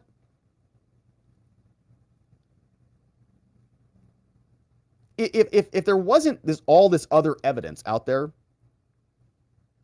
you know what? I don't think it's going to go any. I don't think it's going to change. I think the judge is going to accept it. The DOJ is going to cover it up. The FBI is going to cover it up. Nothing's going to change. Now, the Republicans might use this for political purposes, but I think that it's probably in Delaware. It's already probably set. Okay, it's already probably settled. Like they already know what judge they're going in front of. So I don't think it'll change anything. It would be amazing if it did, but I don't think it changes anything. I think it's probably already done, which is why they announced it. But it's a great question, Bonnie. And theoretically, legally, technically, yeah, the judge could reject a plea deal. Say, this is outside of the scope of justice and I'm not accepting it. But it doesn't happen. I mean, like here's a good example.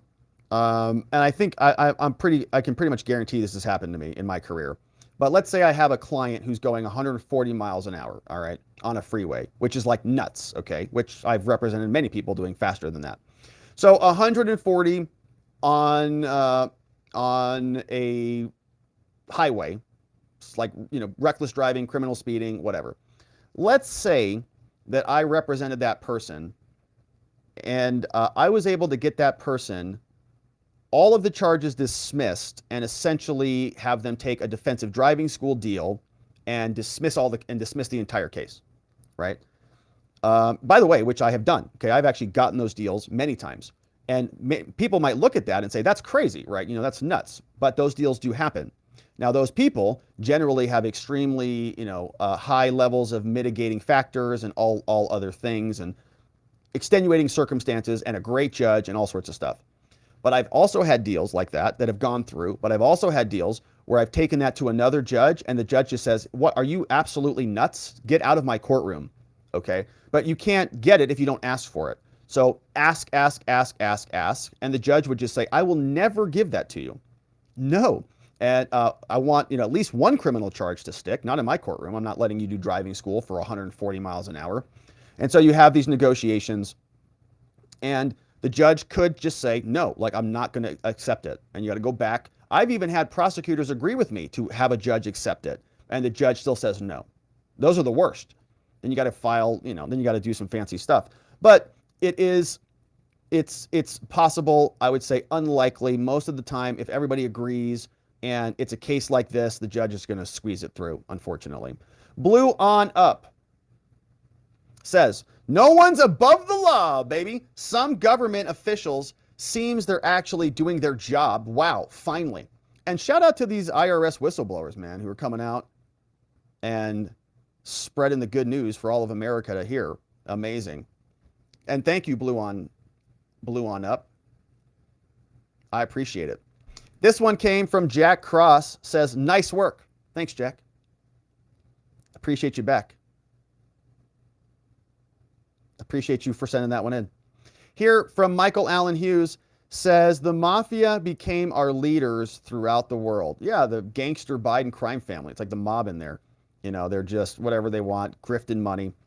And there will be more on this, no doubt. Thank you, Michael. Good to see you.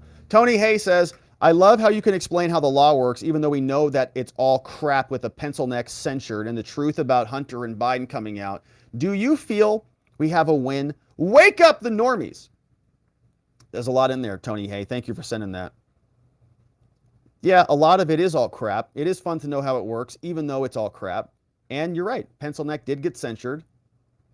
And you're right. The truth about Hunter and Joe will come out. It will be slow. It will be slow, but it's going to come out. And we're going to keep sharing it here and keep talking about it. So thank you, Tony Hay. Mustafa says, has anyone checked on Chelsea Clinton? I don't know. Does she have any classified documents? What do her tax records look like? What about the Clinton Foundation records? What other investigations are being slow rolled, right? Do you think it's just Hunter, or is it the entire Democratic Party that just gets away with murder, essentially? Good to see you, Mustafa. Missy Kins says, the California 30th District for Schiff, they wanted to send the case is to Schiff's. Great show. Thanks. Is that right? That's amazing. Yeah, so send it over to Schiff's district. In just different districts that they control. Thank you, Missy Kins. Yeah, it's gross. Appreciate the dono. Rocky Water says, dude, I think I saw 75 watchers earlier. Yeah, our locals, baby. It's getting up there. So for members, we do member-only morning content. We do Trump docket updates. We do congressional committee updates. We see what's going on in the U.S. government in the mornings or morning my time. And it's a lot of fun. And so Rocky Waters, always joining us, says, thanks as always. Great coverage and format. Much appreciated. My comment. Love your scrolling through the docs. Can pause and read all the text at will. Good stuff, man. Keep shining. Thank you very much, Rocky Water. And thanks for always supporting the love that we do here. I appreciate that. Here is one from, oh, this one I missed. This one from David Rosario with the one up. One up, that's like an extra life. Thank you, David Rosario. We need them. I appreciate it, my friend. This one came in from, another one from Tony Hay. Says, I don't just watch you because you're a lawyer. I also think you're a cool dude. Well, God bless, brother. Well, Tony, hey, thank you, man. And you know, that's a much bigger compliment, actually. I actually prefer you watch because I'm a cool dude. Lawyer thing is like, whatever. You know, there's a million lawyers. But there's only a handful of cool dudes out there. You're one of them. Thanks for the compliment back. I appreciate you being here. Tony, hey. John McGarvey says, hey, Rob. Hey, Rob. Great show. I'm glad you didn't fall for today's attempt to control the news cycle. And what was that today? It was submarine talk all day, right? And rest in peace to the submarine people. You know, I appreciate a good adventure. I like people who push things to the limit and test the boundaries. I am sad that they didn't make it. I was really hoping for a recovery on that. But that was like the whole day. It was like submarine stuff. This is a very big issue that we had today, which is the Biden crime family is colluding to protect themselves. We got John McGarvey. John Allen says, got to move that Twitter logo down.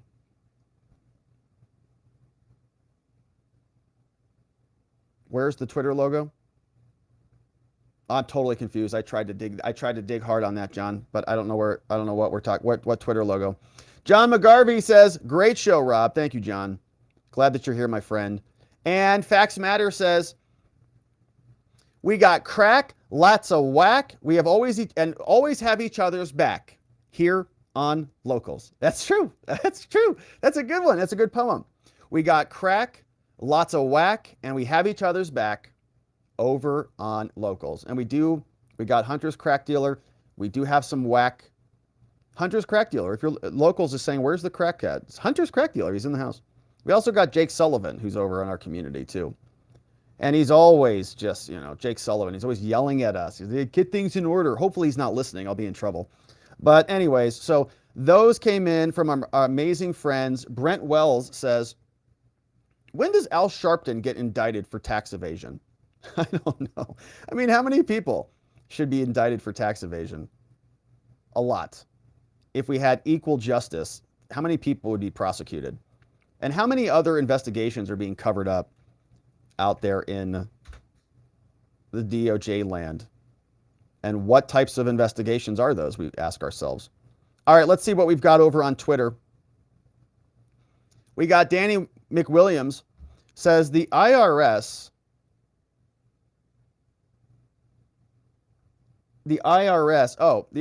has AI bots, so I trust the IRS will never talk bad about them. Hey, we're big fans of the IRS here, okay? They do great work. We always pay our taxes here. Always pay them. Always. And quickly and on time. Great people over there. Oh, gosh. All right. If Darwinism is a fact, then explain Washington, D.C. Good question. Good point. I can't explain it. It's like the opposite of survival of the fittest. It's survival of the dim-wittest in Congress. V says, it's a big club and you ain't in it. Oh, and John is making fun of how I put the Twitter logo at the end of all the chats. Oh, I get it. Because a chat came in after the Twitter logo. I get it. That's some inside mod humor between John and Viantikis. We have V says, so when do we get to see Hunter's laptop end up like Al Capone? Good question. Hey, what happened here? Oh, this looks fun. Sean Davis, who's a great follow, by the way, on Twitter. If you're not following him, I highly recommend it. He's over at The Federalist. He says, every single Democrat in the House Ways and Means Committee voted this morning to hide the IRS whistleblower testimony and keep it secret. Now we know why. It's devastating proof. The Biden family is a criminal organization and the DOJ is a corrupt Democrat protection racket. True. Fact check true. Every Democrat, they don't want you to see what they're doing. They don't want you to see what the DOJ is doing. They're winning too much. Gosh, unbelievable. All right, let's see what else we had. So that was over from Twitter, and we had a couple other comments there. And yeah, Made Ghost is talking about, so this impeachment article that was filed by Lauren Boebert went over. The yeas are 219, the nays are 208. The resolution is adopted. Without objection, the motion reconsidered is laid on the table. So committees are going to be getting the motion or the resolution to impeach Joe Biden, which is fun. John on Twitter says cope and seethe. Not sure who he's talking about over there. But is anybody, we have 4 viewers on Twitter. Whoa, we got 4 viewers, baby. Wow. All right, things are getting pretty serious. We're almost up to 5 over there. So it's about to be, I'm probably going to be hanging out with Elon pretty soon. So just get used to that, my friends. Going up to Mars with him. We got 4 viewers on Twitter. All right, and so that is it for us on the day. Now, we are going over to our members-only stream after party. We'd love it if you joined us at watchingthewatchers.locals.com. YouTube members, don't forget to join and grab the Telegram link, which is where you'll join us over there here in a short minute. And members, we love it when you join us. We do member-only morning streams. We do Trump docket updates because this is a historical case. We check the headlines, the committee schedules, and other things to keep tabs on what's going on with our government. And so come and join us.